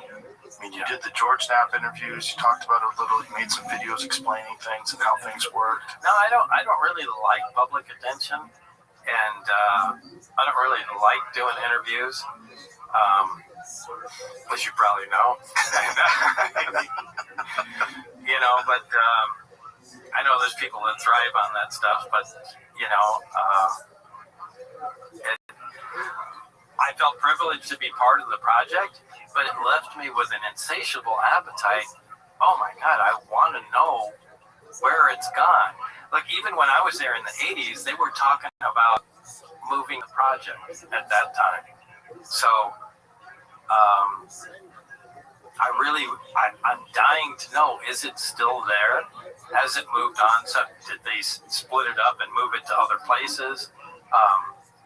Yeah, I remember Barry talking about moving it to the South Pacific, like in Kwajalein or something, but they said the expenses were so great they couldn't do that, but they wanted it away from everybody. And they hated the fact that it was right alongside the highway in Nevada, by south of Area 51. But that's the best place they had at the time and the most affordable. And of course now with, budgets being so tight, who knows where it is? Who knows if budgets are tight for this, though? Yeah, that's true. That's true. I mean, they did say, at whatever expense, figure this out. Yeah, they were serious about that. We don't really care what it was. So like the original Apollo program, back in the Apollo program, if they needed parts, and if somebody had something ordered UPS or through the mail or whatever, they had the authority to stop that shipment to that other person and take their stuff if they needed it. And, they had an unlimited budget. I mean, if you're working like that, you could do anything. And, or at least anything that's currently possible with today's technology. There you go. Which therein lies the problem, is that they're dealing with something that's not possible with, you couldn't build it from scratch with American technology in 1989. No, but that's what they wanted to do. And really thinking about that now, I'm not exactly sure these guys should be allowed to do that. This is really powerful technology, and the world has really changed. I mean, we have a lot of crazy people doing stuff now, and nonsense transmits through the population at the speed of light. And, I don't know, this could be a very powerful world-conquering technology. And look, for 40 years, I think I've said this before, for 40 years, all the people in control of this information have all agreed to keep it quiet. And these aren't idiots. These aren't idiots for 40 years. You have a line of people that all have agreed, no, let's not say anything. No, let's not say anything. No, let's not say anything. There has to be a reason why. And if they all agreed to that, maybe I'm the asshole. No, really. Maybe they're right. And maybe you would have figured that out if you kept working for them. Yeah, I don't know. But I'm increasingly thinking I'm the one that made the mistake. Maybe this is supposed to be just kept quiet. Yeah, but that doesn't ring true. Because I don't think it's ever healthy if small groups of individuals have information that would change our understanding of where we are. Yeah, there's that. I don't think they deserve it. I don't think it's right. I don't think it makes any sense. I don't know. I mean, really think about it. What if it's something that's really dramatic? Like how so? What do you think would be like? I don't know. Maybe. I mean, what if it's? I'm not saying this is what it is, but I mean, what if it's like, like we raise cows out in a field and just feed them grass and they're just going to be food. What if it's something like that? What if we're just like, a population of creatures that are just to be consumed in some way? I don't know if we're to be consumed, but I do think we are not physically consumed like eaten, but I mean, I think we have a task, and I'm more and more convinced as time goes on that we were engineered.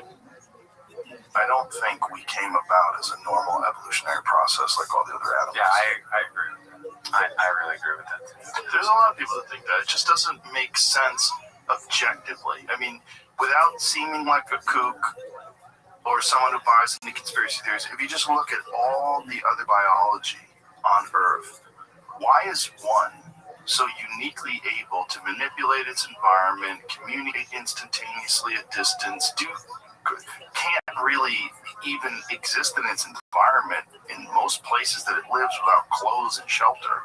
We're a weird animal. We're very strange. Like, we don't seem to normally adapted to our environment with the way we've completely controlled our environment with air conditioning and electricity and electronics and flight and travel. We're so beyond everything else that evolved. Whereas every other animal, predator or prey, plant eater or meat eater, all seems to cohesively exist inside of its ecosystem. And then you have us, which is like almost like an invasive species. Like, invasive species destroy ecosystems, like, because they don't belong there. Well, that's kind of what we do. Like, we suck all the fish out of the ocean, we pollute the rivers with our technology, we, mess up underground water systems with fracking and we're like an invasive species in a lot of ways. Yeah. We're really weird. I can't argue with that at all. Yeah, this Tim Burchett thing. So Tim Burchett has recently been talking about this and can't talk about it because it's classified, but he said he'd be up at night with the things that I've seen, if the things that I've seen have released. Yeah. He said we just needed to disclose it all. I'm sick of it. I was briefed. I will tell you this. I was briefed last week on an issue, 2 weeks ago, and it would have set the earth on. This country would have become unglued, I think, if they would have heard all that I heard. Well, this is what I was talking about. Yeah. If, it's not like there's a bunch of space brothers coming down going, oh, look what we discovered. I have some information, and, what if it's not that? What if all the information is bad? But what would be bad? Like, have you ever thought about this? Tried to, play it out to its natural conclusion? Like, what do you think the scenarios could be that's bad? I don't know. Everything that look, we view ourselves at the top of the food chain. What if we're not anywhere near there? I don't think we are. Okay, what if we're just consumables? Well, I don't know if, chimpanzees are consumables, right? They're not at the top of the food chain either, right? But no, but there's... I would consider them substantially lower than we are. Right. Like, my good friend that died, John Lear, who had a bunch of crazy thoughts. I mean, he used to come over and tell us that, on the moon there was a soul sucker. And when he said this, you better give me that thought. Have another drink before you explain this one. Oh boy. A soul sucker. Yeah. John Lear was an eccentric individual. I'm kind of sad I never met him. Man, he was supporting evidence. He was a what? Terrence McKenna talking about the moon being a soul catcher. Yeah. No, I mean, he'd give me pictures of these giant antennas on the moon. In fact, I'll tell you a story. He was an accomplished pilot, had many world records and things of that. Part of the Lear family. That his father invented autopilot, the 8-track tape, all kinds of stuff. And but John Lear was a whiz cannon at the time. He'd fly from Las Vegas and shuttle L-1011s, which are giant planes, back and forth. And he'd say, be kind of lonely. He goes, "Hey, you want to go to Minneapolis tonight?" He'd call me like at 9 o'clock at night and say, "Well, no, not really. Come on, fly with me." He said, "Just put on a suit and, come to so-and-so." And I'd go to McCarran Airport and, go there. And, I'm going to tell everybody you're, an inspector from the FAA. And okay, great. And I get on the plane and they say, just act like you're, going to kick everyone's ass. So I go on there and I sit they fold down a jump seat behind the plane and I just sit there looking at everybody and God, all of this stuff is so illegal. And, get on there and fly and, John would take, and the L-1011 was a pretty advanced plane at the time. This was in the 80s. And, John would be smoking his pipe. He'd take off. He'd put his feet up and smoke his pipe. And he'd fall asleep. And I'd just be, hanging out there. And, before the plane would land, he'd just, wake up and, be smoking his pipe and the, plane would land itself. At the time, my wife was taking flying lessons. And he said, bring her up here. And I think they had an engineer also on another panel. I don't quite remember, but I was there with my wife, people on board, and he'd say, "Hey, come on here and take the wheel." And he'd get the captain of the plane with, I think my wife was in her 20s at the time, and just sit her down and say, "Yeah, hold on to it." And, just keep correcting. And he'd just let her fly the plane, which is insane. And, the co-pilot would just look over. And I remember looking over at, I think, the engineer that looked at the gauges, and he just put his head down and pretended like nothing was happening.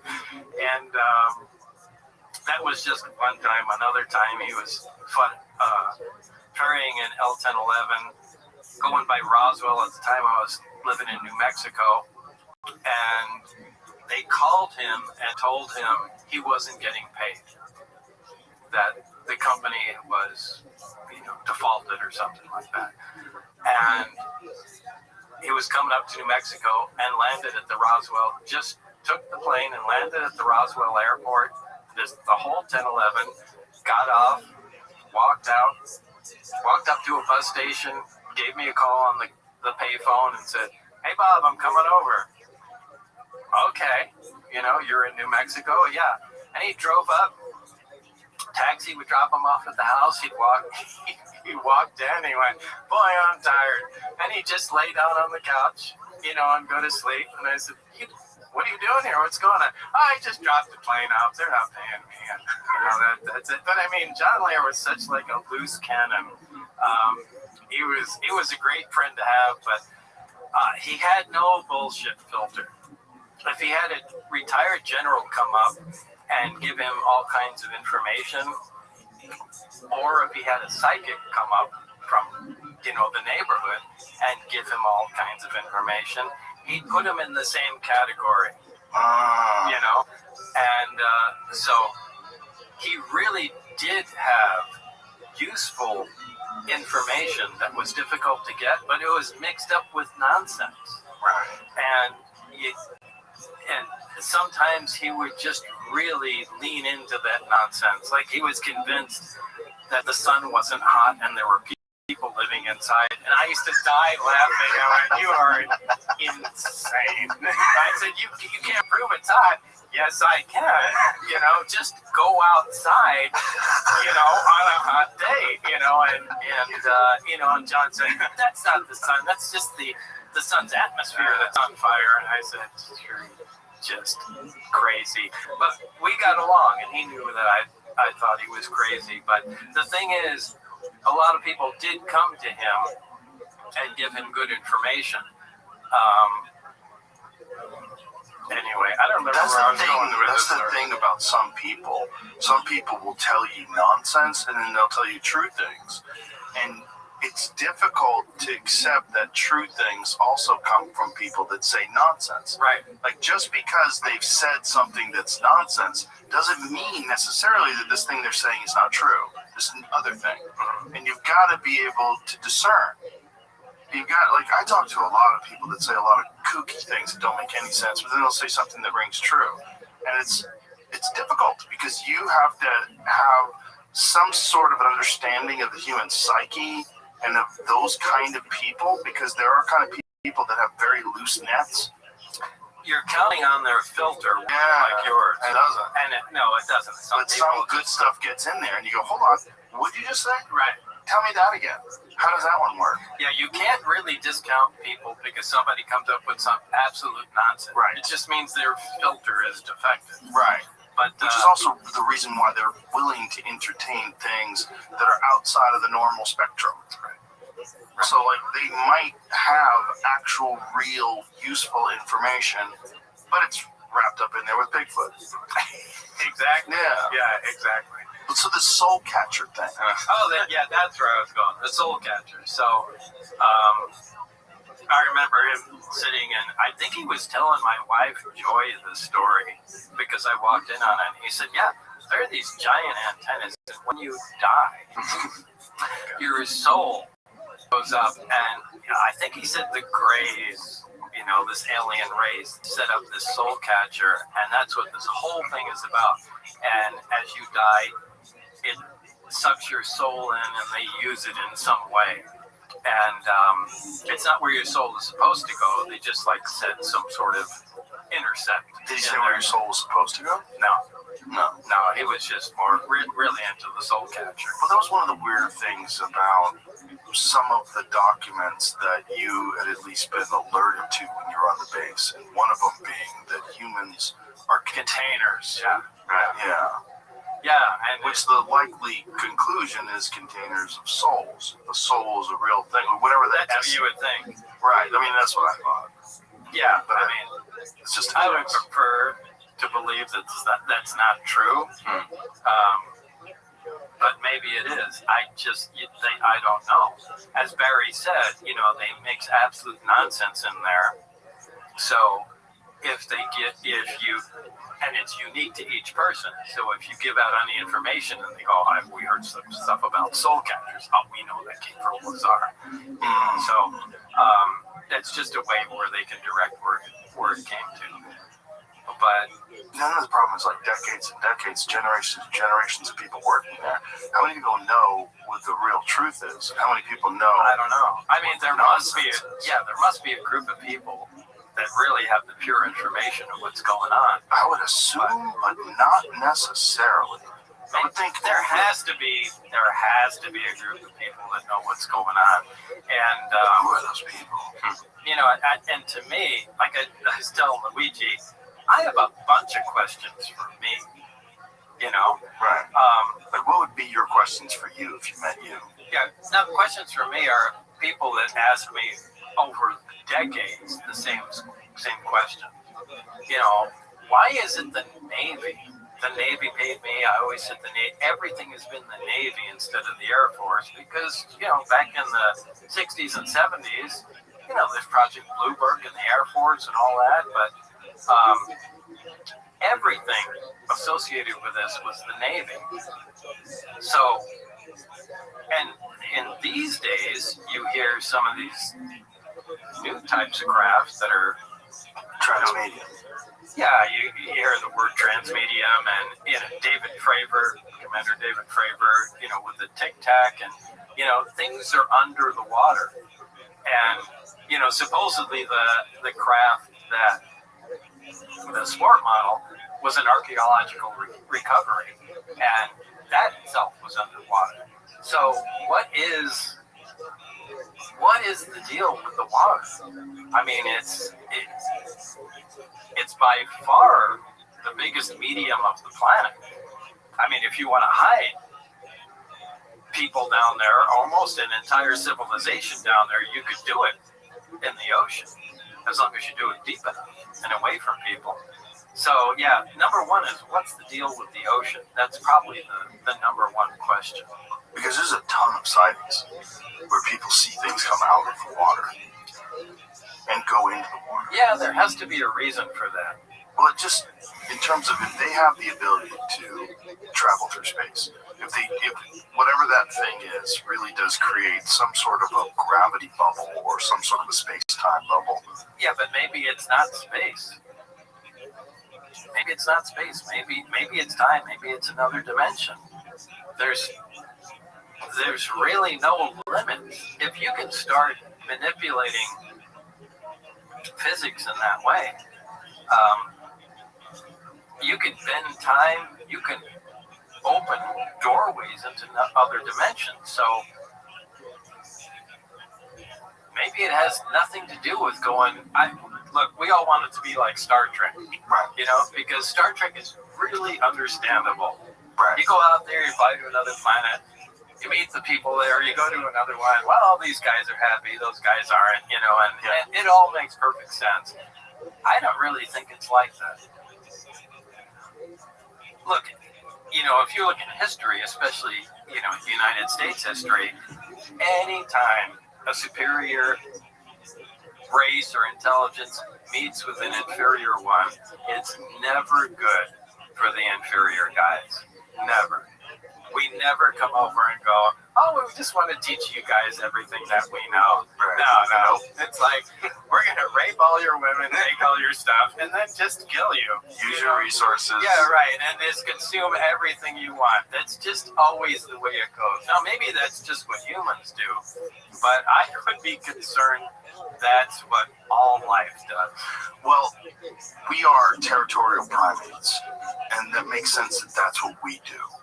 The thing that always fascinates me about particularly the Greys, they seem to be genderless, and they seem to have no muscle at all. They seem to have enormous heads, and the stories, at least, the anecdotal accounts of people having communication with these creatures is that they communicate in some way telepathically.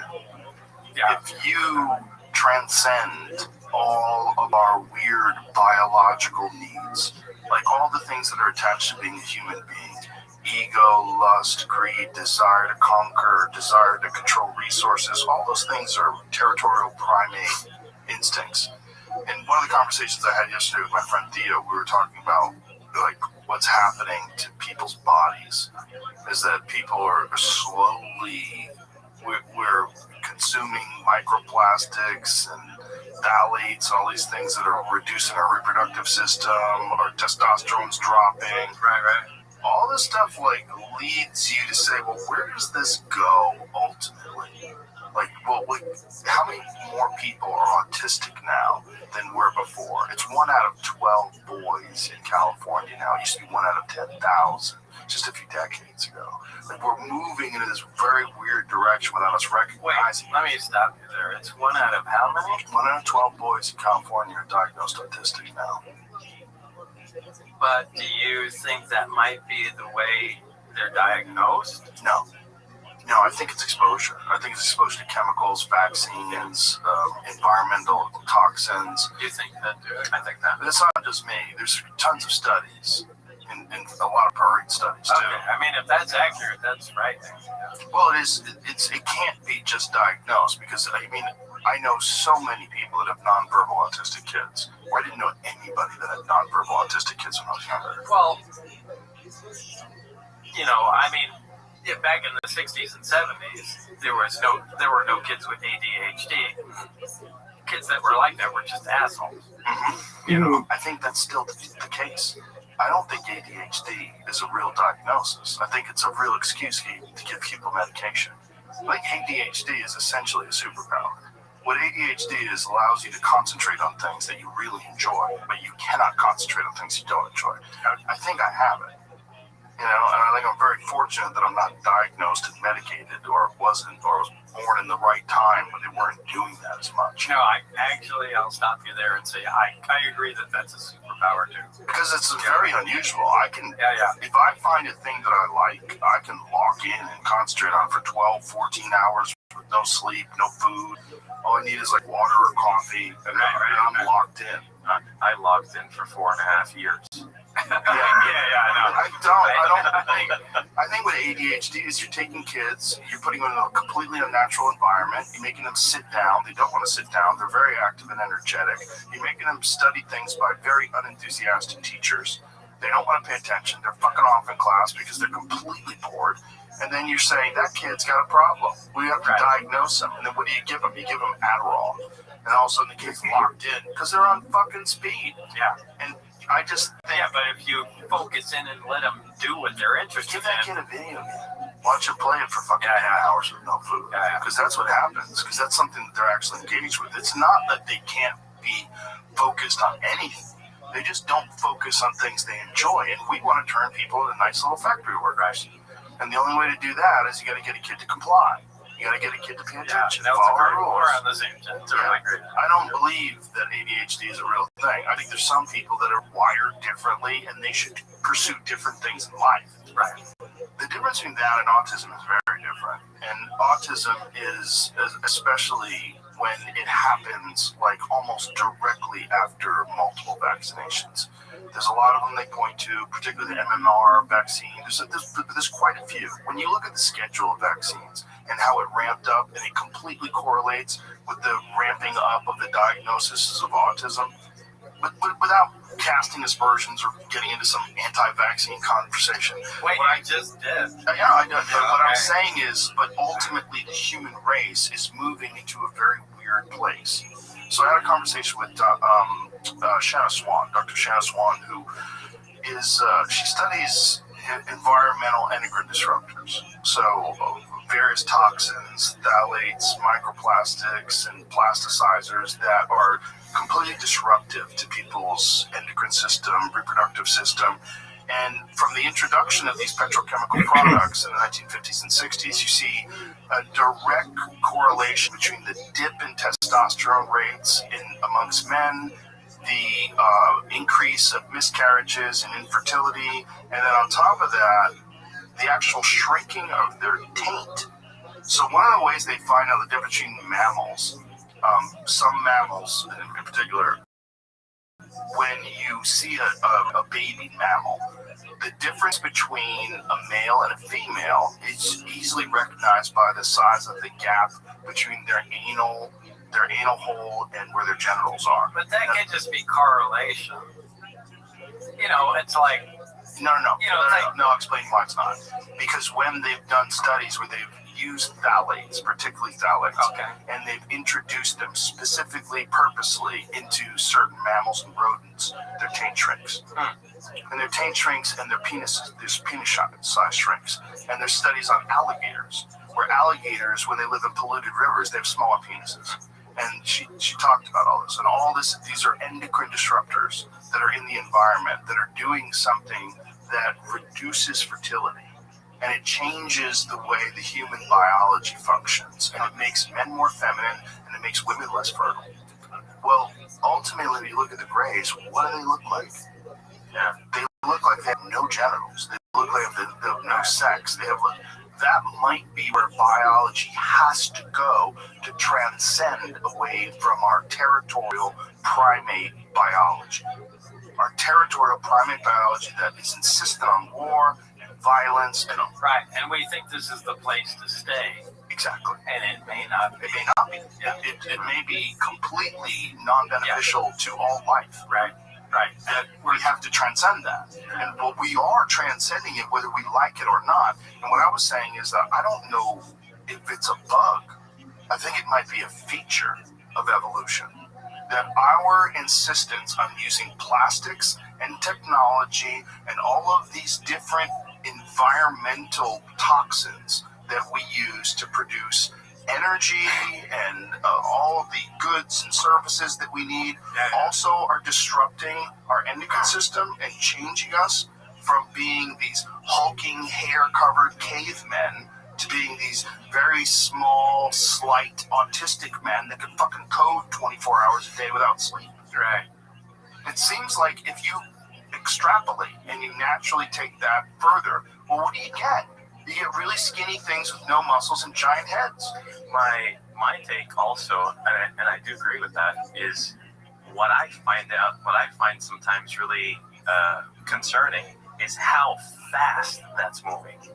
So it's not just a question of like, is this actually, this is probably a thing, but it's moving so incredibly fast. If I look at my father's generation or my grandfather's generation and my generation, I mean, it's similar, but now it's moving so fast. Yeah, I do agree with what you're saying. And I'm thinking, if it's moving so fast, there could be a natural component to it, but there's an intentional component. Right. If you wanted to do something to erase, to change it, like think about what we did with wolves, right? All dogs are wolves. Yeah, right. I have 2 dogs that are the furthest fucking thing from wolves you could possibly imagine. Is that Marshmallow? Marshall. Yeah. Marshall. He might be a marshmallow.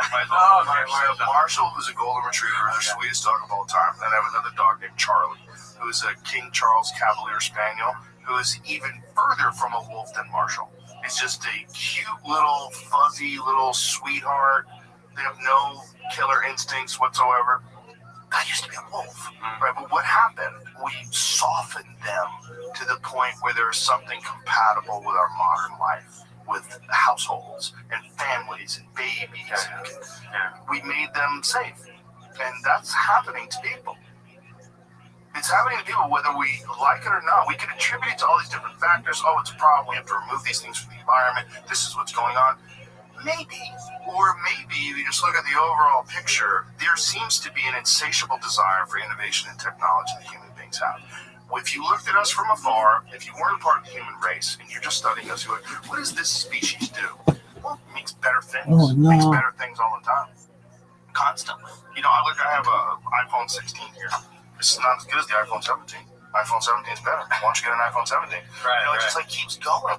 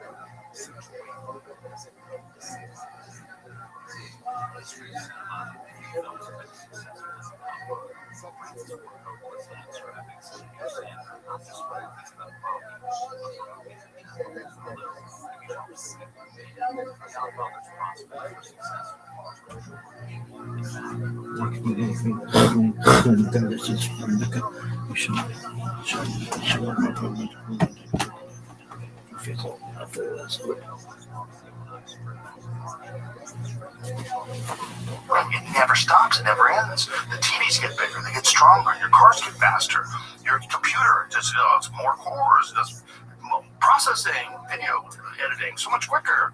Everything moves faster and better. We keep making better things. We never stop and say, you know what? Society right now, we have a lot of problems. The problems that we don't have are technology. Our technology seems completely suitable to this world that we're living in right now. Let's just stop making new things and concentrate on cleaning the rivers and concentrate on stopping crime and concentrate on educating people, concentrate on counseling for troubled young people. No, we just plow forward ahead with the one thing that we absolutely guaranteed do. We make better things. We make better weapons, better cars, faster planes. Everything we do, we make things better. And I have to add, we do that, and we also do it in a way where it's economically beneficial to the ones that are making it, because we make things break now. Think about it. We make better things, but we make them so that you have to buy the better thing after. Right. Engineered obsolescence. Yeah, that's also important. Yeah, it is, because then also human beings have this very bizarre desire for materialism. Like, why would a thing with a finite finite lifespan want to accumulate objects. Like, I know people that are in their 80s that collect things. Like, what are you fucking doing with that stuff? Yeah. You're gonna die. You have maybe like 10 summers left on Earth, and here you are collecting stamps or cars. 10 summers, yeah. No. Yeah. I've gotten to that. It's weird. Yeah, I mean, at some point you have to bypass the accumulating stuff Right. part of life. But materialism ensures a constant fueling of innovation. Because this is one of the things that gets people excited about collecting new stuff, is that you're going to make a better version. Like, I don't care how good your Mercedes is. It's not a 2026 Mercedes. Right. Yeah, It's exactly. better. It has new features. It's a new thing.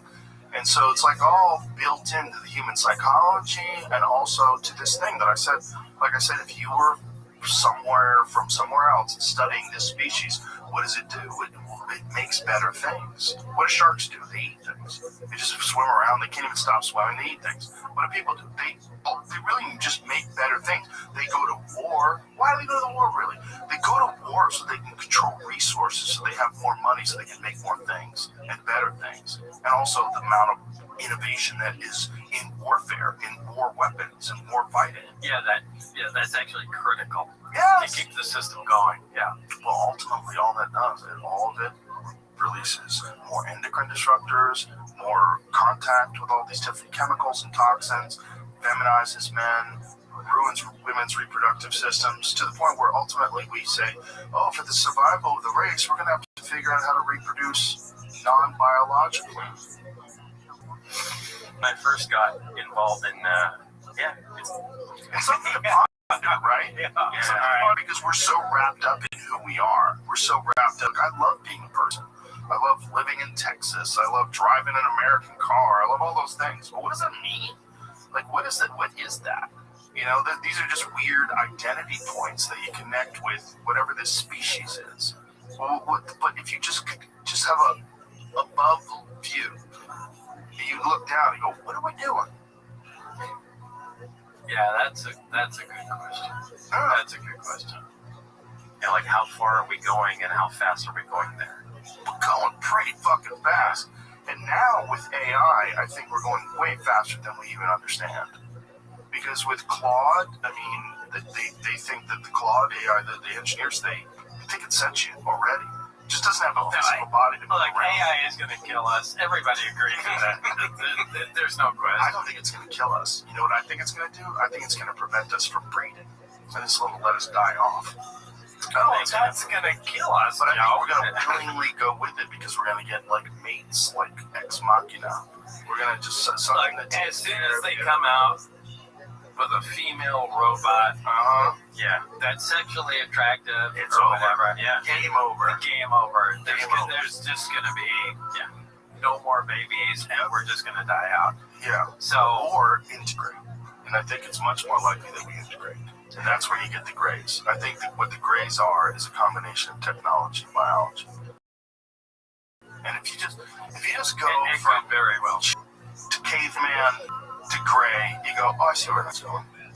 Chimp, caveman, human, modern human, gelatinous, soft, slow-moving, weak, modern human, grays. Like, I've always leaned into what Barry told me, because it's the only information I had, that the craft came from Zeta Reticuli, which is a star system 30 some odd light years away, and again, it was just like a Star Trek thing. They came over here for whatever reason, but that information may not be true. But that information might be one of those things they put. I mean, that's nonsense. Again, if it has to do with time, I think from what George has told me, Jacques Vallée and some other really credible researchers have said that these are people either from another dimension or another time, or maybe they're us from the future, right? Just coming back to interact with us in some way. Make sure we don't fuck everything up irreparably. Yeah, but it doesn't seem like they're doing a good job. Well, maybe fucking things up somewhat is also part of the plan. Maybe that actually has to take place. I mean, holy cow. look at the way things are going right now. Right. Holy cow! Exactly. Things are totally off the rails. Mm-hmm. But maybe that's part of the plan. Maybe part of it is like it has to get so far sideways that we realize how fucked up everything is that we start making meaningful changes and implement AI as government. That's a dangerous thing. Exactly. But is it as dangerous as Iran getting nukes? I don't know. Is it as dangerous as the global Islamic caliphate? No, it's not Iran. Iran's not getting nukes. I mean, okay, but they never mind. I don't want to get into political stuff. No, you could. You could. Like, if you gave Iran the technology to get nukes. Everyone has, any physicist has the technology to get nukes. Right. I mean, the difficulty is actually making the material. So, I mean, if I was Iran, I would enrich to 80 or 90% because that's where you can make a weapon and stop there. Right. It's not like there would be the only people with a weapon. Pakistan, India, North Korea. But that doesn't make you have a weapon. It just gives you a shortcut to it. And making a weapon from there and being able to deliver a weapon, to 4,000 miles away, good luck with that. That's a big deal. So, right, but they're in communication with China. Who has that? They're in communication with then Russia. they don't need to enrich uranium or do anything. They just can you give me a missile? Right, but wouldn't they rather make their own? No, that's not even the point. Rather make their own. Why would you do that? Would you rather make your own car or just somebody give it to you? No. Why would you do that? You got a buddy that'll just give you one. Because you'd want to be self-sufficient. You'd want to have your own You can always production where do you don't that. have to rely on someone. No, you can always do that. You can always do that. I don't think they're gonna absolutely make a weapon now. Right. Because we're, kicking their ass. As everyone has learned, I guess you have to have nuclear weapons now to, but this is a really bad situation. Oh, it's a horrible situation. Yeah. But my point is, why is this situation taking place? The situation taking place is because human beings suck. Right? We suck in how we interact with each other. Yeah, We suck because we're territorial primates with weapons of mass destruction. Can't we just all get along? Right. Right. What is the way to stop it? Well, one, you let a catastrophe unfold, and then you offer a solution to make sure these catastrophes never unfold again. Well, what's the best solution? Well, we have something far smarter than people that will take over control of resources and government. AI. AI. Yeah. This is Colossus. You ever see the movie Colossus? No. I've got to watch it. Well, that's the merit against you. Yeah. The movie Colossus was a 1960s or 70s movie, and it's about, the scientist makes deep inside this mountain a computer to take over the defense of the United States. And, they build this gigantic computer inside Cheyenne Mountain or something similar to it. And, they flipped the switch and they went, okay, we're protected. We're in good shape. And shortly after time goes on, they realize, wow, the computer is really performing better than we expected. And as it turns out, Russia had done the same thing. And the computers want to communicate together. And, they start communicating, and then the United States goes, well, they might be giving our secrets away, so we better, cut the communication line. And the computers freak out, and they go, well, I guess we'll just launch nuclear bombs, at everybody. And it launches weapons and, it essentially holds everybody hostage. But it's kind of like a trap. Yeah, if we go that way, it can trap us. It's exactly a trap. Well, in simulated war games, AI is used. Oh, wait, they 98% of the time. Yeah, I mean, because why wouldn't they? Because, look, the goal is to win.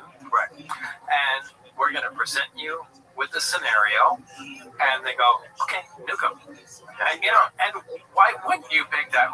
You gonna start with slapping them in the face? Well, No, why is it better to just bomb them over and over and over again until you achieve the same that's amount the of slap in the deaths? face. Nuke them, it's over with. We can move on from there. Right. So, yeah. What do you think about what happened in Gaza?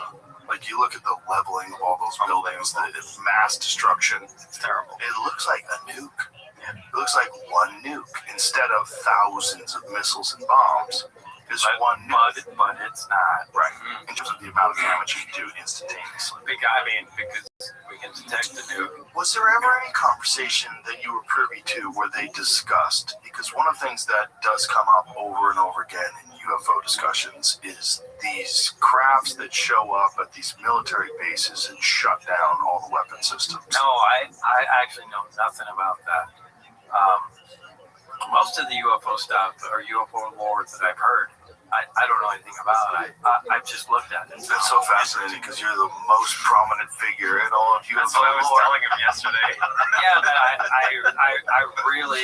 really only like to talk about what I know about. Right, of course. And I've heard, I've heard other stories, but I've never heard them officially. I don't know if they're really real. What's one of the things that makes you most credible? Because you're not a UFO. I guess, but No, I mean, yes, it does with me. Because when people are like way too into it, they want to believe too much. You know? yeah. But no, I don't Like, do you know who these people are? Yeah, Betty and Barney Hill. Okay. Well, so you know. Yeah, they were the first abductees. I mean, to me, they're. I don't know who first introduced those to me, and I looked them up, and people say, "Do you believe them?" And I'm kind of inclined to believe them because, look, in the 1960s, right, where they're from, the last thing you want to do is be recognized as a mixed race couple, right?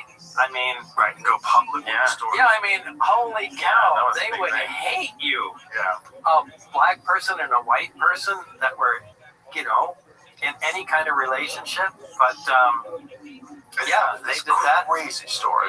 Yeah, And you hear the and actually, on top of that, I have a connection to that because Barry said they're from the Zeta Reticuli star system, and I believe it's Betty Hill drew a map of the Zeta Reticuli star system and said this is part of their roots. Whoa. But Did you know that? You didn't know that? I don't remember that. Yeah. Okay, if you look that remember up. it from what you said from Okay, but if you look up in Betty and Barney Hill, she said, I think, I don't know. I know I the can never story. get this stuff right. They show her a map and they say, well, this is a map. She wanted to know why they were here, what's going on. They showed her a map, am I right? They showed her a map. And they said, do you understand this? And she said, no. And they said, well, why should we tell you anymore? And I don't know, maybe you could something like that. But they showed her this star map, and she obviously. look at that. Yeah. Under hypnosis, Betty Hill describes the map she was shown by the leader aboard the ship. Later, she sketched it. She said she was told the heavy lines marked regular trade routes. That's right. And the broken lines recorded various space expeditions. The following year, the map seen at right was published in the New York Times. Mrs. Hill, struck by the similarity between the Times map and her sketch, then added the corresponding names. Yeah. And it ended up being the Zeta Reticuli binary star system, which was really interesting. And I remember when I first heard about Bob's story back in 1989, and he said Zeta Reticuli, I remember thinking, wow, that's what Betty Hill saw. So that made me also question, is that real in that document? Did these guys really come from there?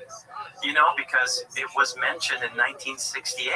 Right. So why would the government, the U.S. Navy, write that in there that would correlate to something that we already kind of knew? I think that was a purposeful disinformation to disinform someone. I think so. But why? Maybe it's true. Yeah, go ahead. We'll pause right here and you start. Okay. We'll be right back. Yeah, sorry. No worries. We'll be right back. We were talking about this whole Zeta Reticuli thing. So, when you're dealing with so many different crafts and so many different things, the idea that only one species or one thing more advanced than us is visiting us seems kind of silly. If the universe is populated by all these things. I don't know, does it? Does it? Kind of. I mean, the universe is really big. Do you think everybody can find this place? Yeah. I would imagine it's like spots that you visit, like, there's Machu Picchu, there's ancient Egypt, there's, sub-Saharan Africa, a bunch of different places where people go, just humans on Earth. And I would imagine if you have an understanding of how life is evolving in the cosmos, there's probably stages where things reach certain levels. And if you are But they're far apart. right? They're far apart. I mean, one could be in this quadrant of the Milky Way galaxy, and they reach that point where they can travel and explore. And there's a far distant point where another civilization could do that. And I mean, really, do you think there are that many? I don't think there are that many civilizations visiting us. There's no doubt there's one from somewhere, another planet, another time, another dimension, whatever it may be. Someone else is here. We're not the top, of the pyramid. No. We're absolutely not there. There's no question. Well, I think if you got technology that, let's just say the Greys. Let's say the Greys are real. Let's say they fly around these little crafts. Why would we assume that it stops there? Why wouldn't we assume that technology gets to the point where not only are they far more advanced than them, but they also are completely undetectable? Well, if you want to view the universe as infinite, then it never stops. It scales There's out. somebody above them, and there's somebody above them, and there's somebody above that, and it never stops. I was watching this lecture where this woman was talking about quantum entanglement, and she was talking about how maybe our understanding of space and the distance between things is limited by what our current technology is and our current understanding of what space and time actually are. And what she was saying is there might not be, you might at one point in time, given enough time, thousands of years, whatever, be able to instantaneously travel anywhere. And that just how quantum, like subatomic particles are connected in some sort of a strange way that we don't totally understand, even at far just spooky action at a distance, right? As Einstein said. Right. That we might eventually get to a point where that's how travel works. That's instantaneous travel everywhere. I think we just have hints of these technologies. Yeah. Look, everything, we look at Maxwell's equations and things like that, that we base all electromagnetic, electrostatic,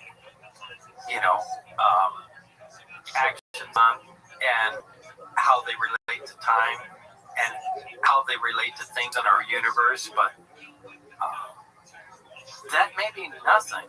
There may be an entire level of physics that we're unfamiliar with, that these crafts, these people, or these civilizations just utilize.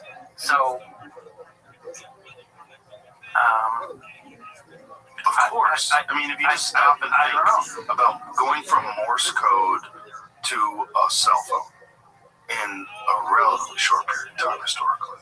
If you go to the difference between 1200 and 1400 is not that big of a fucking deal in terms of technology, what's available. The difference between 1800 and 2026 is fucking massive. Yeah, right. Yeah. It is a massive, crazy change, right?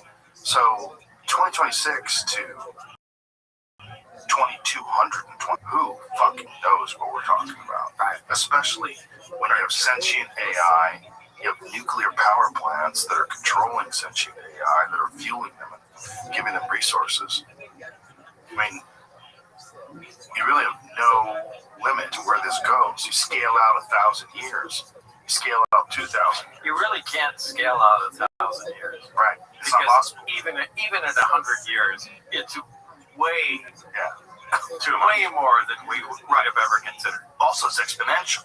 Right. That's why you can't scale out to 1,000 years. And if you think it's exponential now, imagine when you have AI able to generate better versions of itself, which is what's happening with ChatGPT 5. It's essentially made by ChatGPT 4. Now, AI is absolutely the death of us. There's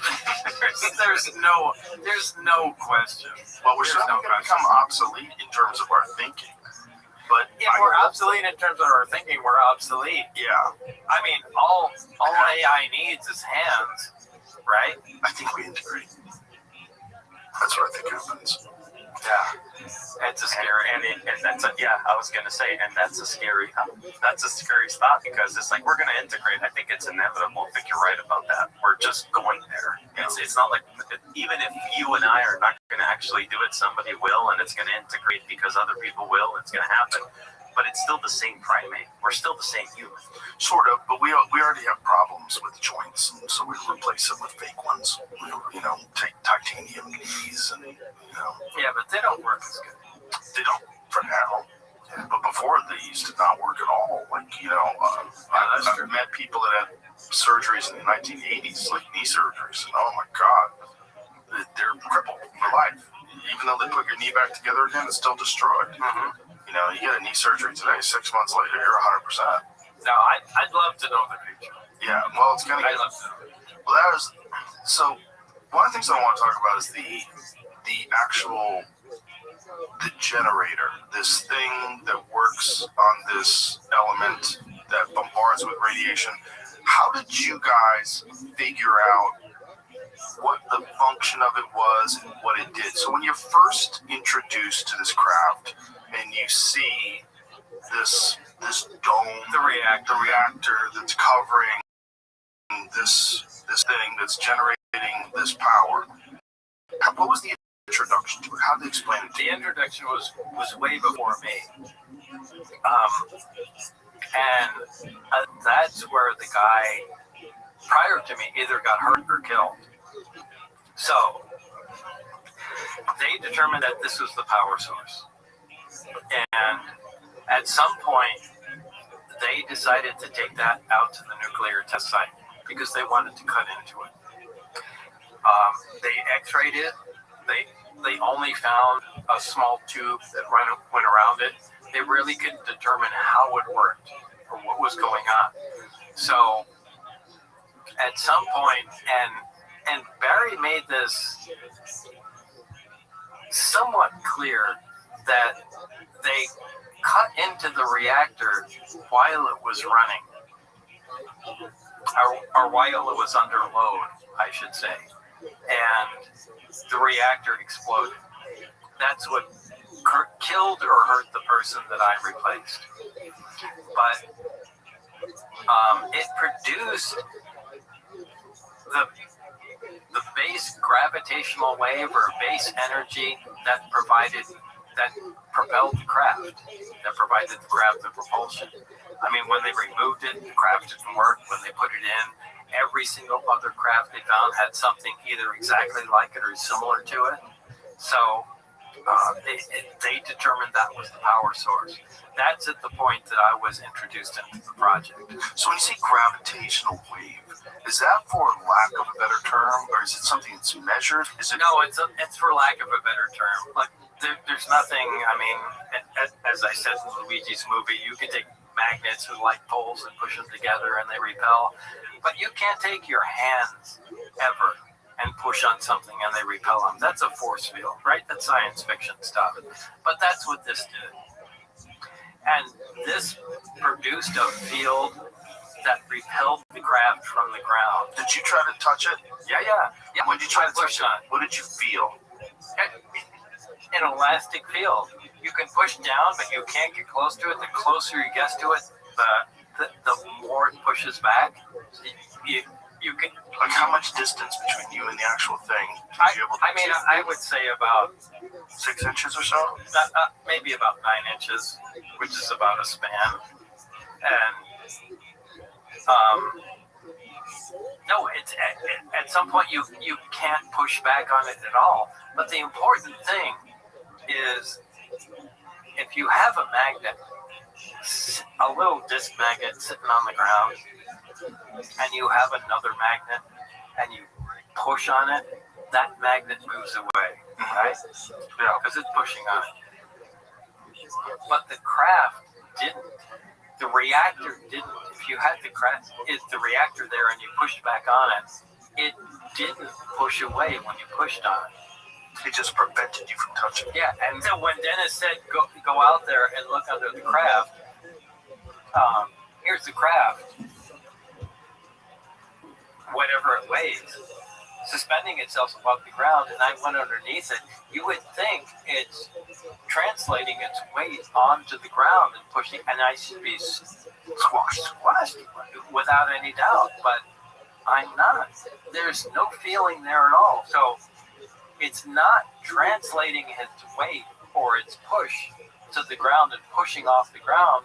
It's just canceling out its weight, which is something completely different. Mm. And so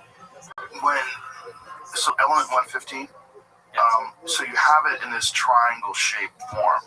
Did you ask how they got into a triangle-shaped form? Was it made like this? This is how it came? I'm sure I did, but I mean, it only worked like that. It worked like a stack of discs and had to be cut at a certain angle to work in the reactor.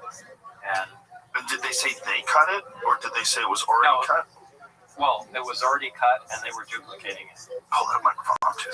So they were duplicating it. Did they have more of it, this element? Yeah, they had quite a bit of it. So either there was a quantity in other crafts or other reactors that they removed. Yeah. But was there any discussion that there had been some sort of an exchange where they had been giving this? No. So one of the things, like, you know Diana Pasulka is? She's an author that's written some interesting stuff about UFOs, and she's worked with Gary Nolan and, on material recollection from supposed crash sites. And she said that the way these researchers refer to these crafts, they refer to them as donations. And I guess that's possible. Right. Well, doesn't it make sense if this thing crashed, why is it perfect? Why is it not destroyed? Look, I've heard so many. I'm not into UFOs. Right. As Which crazy is as that's crazy. I'm just interested in the technology, and I feel very privileged to have been involved in the project. But I don't know. I don't think there can be that many crashes. Do you? No. This advanced technology, you think they're coming to Earth and just there's a thunderstorm and they're crashing into the ground? I'm not buying that. There's one logical explanation that actually makes sense. There were high altitude nuclear tests that they did. Well, there was the deep test, back in the 60s. Starfish Prime. And Starfish Prime, right? Yeah. If you had no idea that this was about to happen and you were hovering over Earth observing us, what are the chances? I mean, what are the chances? They're not very high. Yeah, right? They're not very. I mean, what are the chances of crashes coming over a nuclear test at that exact second? Unless there's a lot more observation than we know, and that they just observe us in a way that we can't see them. Especially if you're going back to the 1950s and 1960s.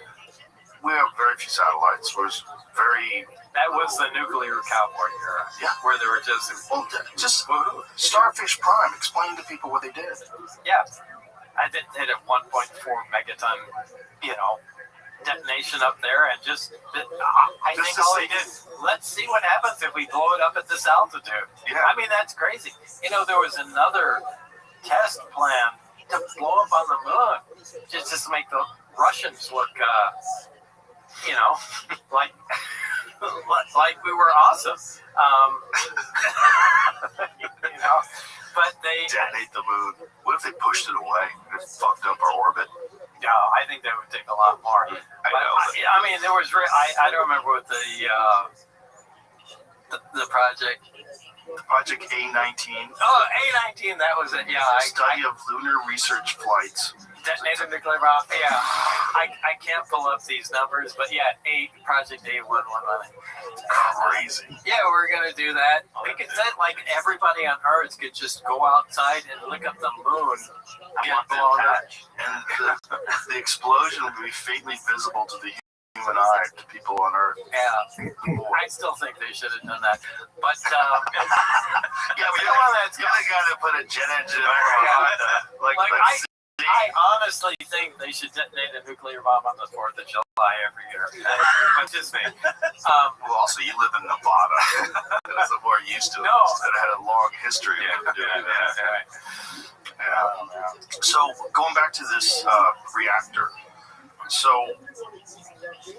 how was it explained to you? Did they explain to you how the technology works or what they know about it?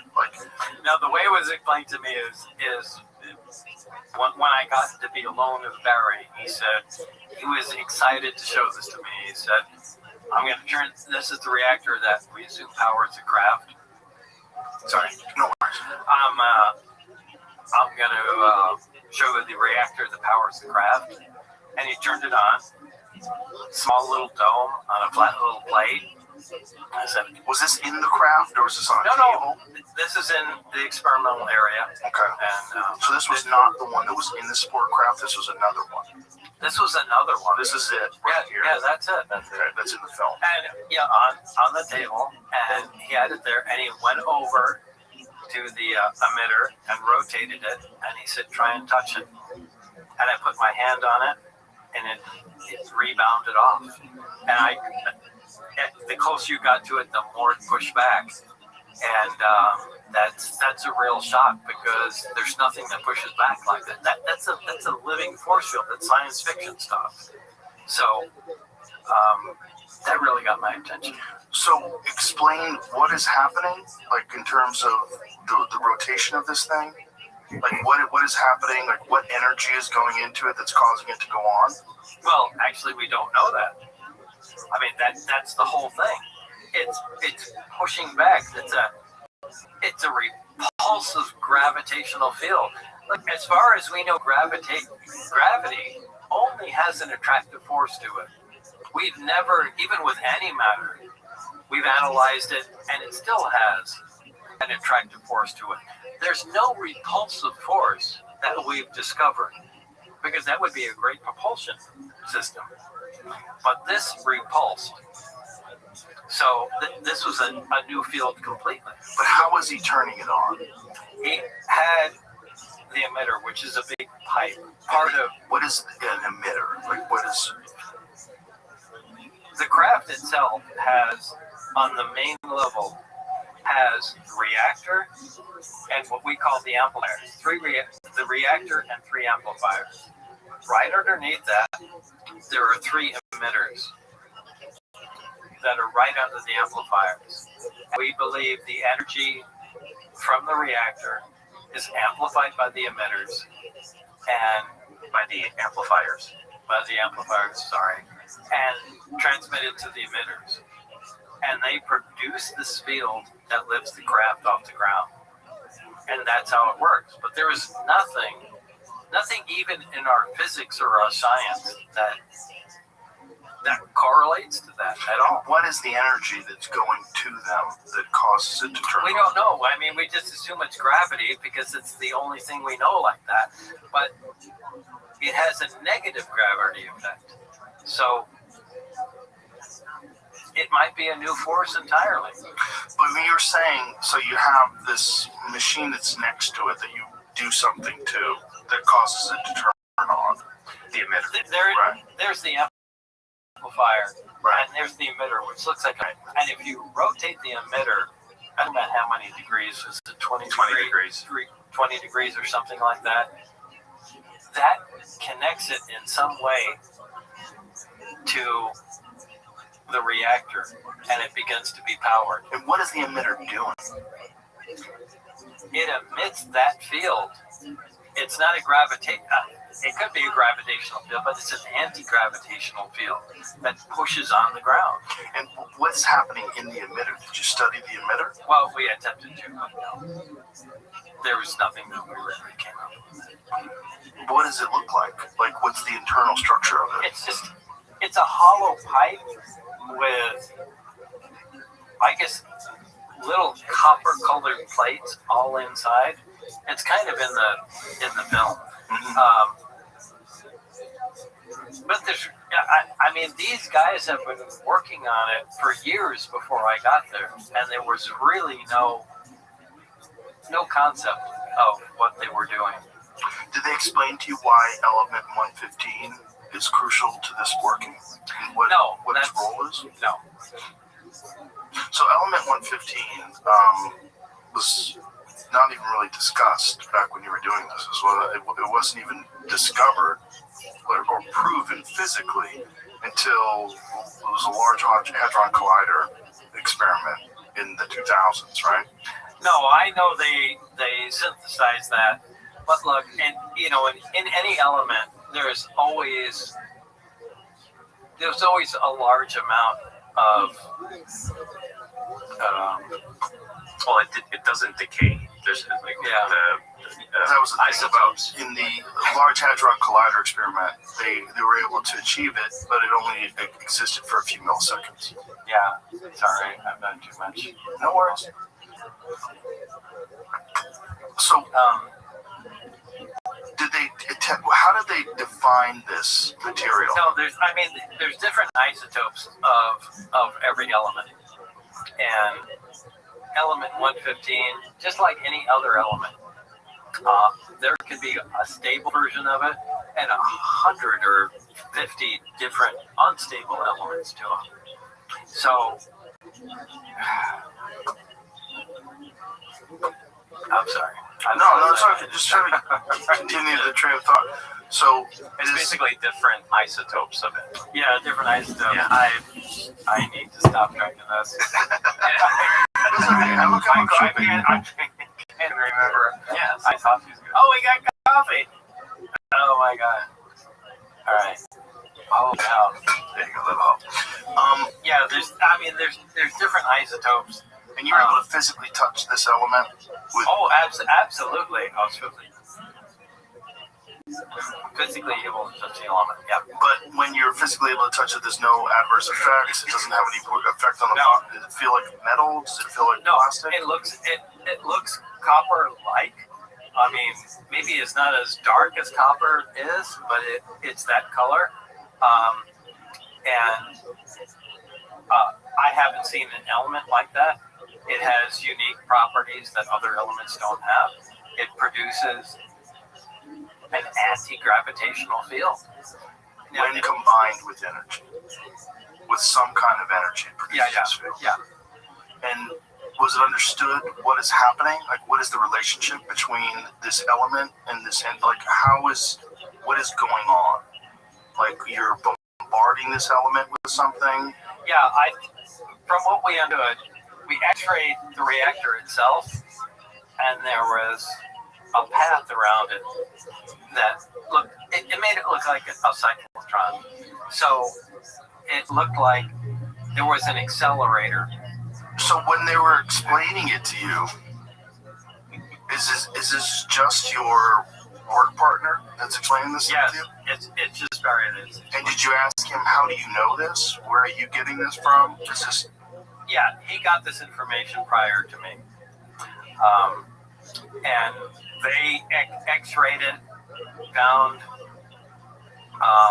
a structure in there to where they believed it was an accelerator, and it was interacting. The point of the 115 is in a little triangular piece, and it was interacting with that in some fashion. So. And did he say whether or not the United States government or whoever was doing this research had tried to recreate one of those on their own? That was our job, to try to recreate one of those on their own. But what was the metal that it was made of? We don't know. Again, the metallurgy was not. That was not. It seems insane that you couldn't communicate to them that whatever this stuff is made out of, this whole thing acts as one cohesive unit. It's not like you could make the same exact thing with aluminum or carbon fiber. No, you can't. This thing acted differently.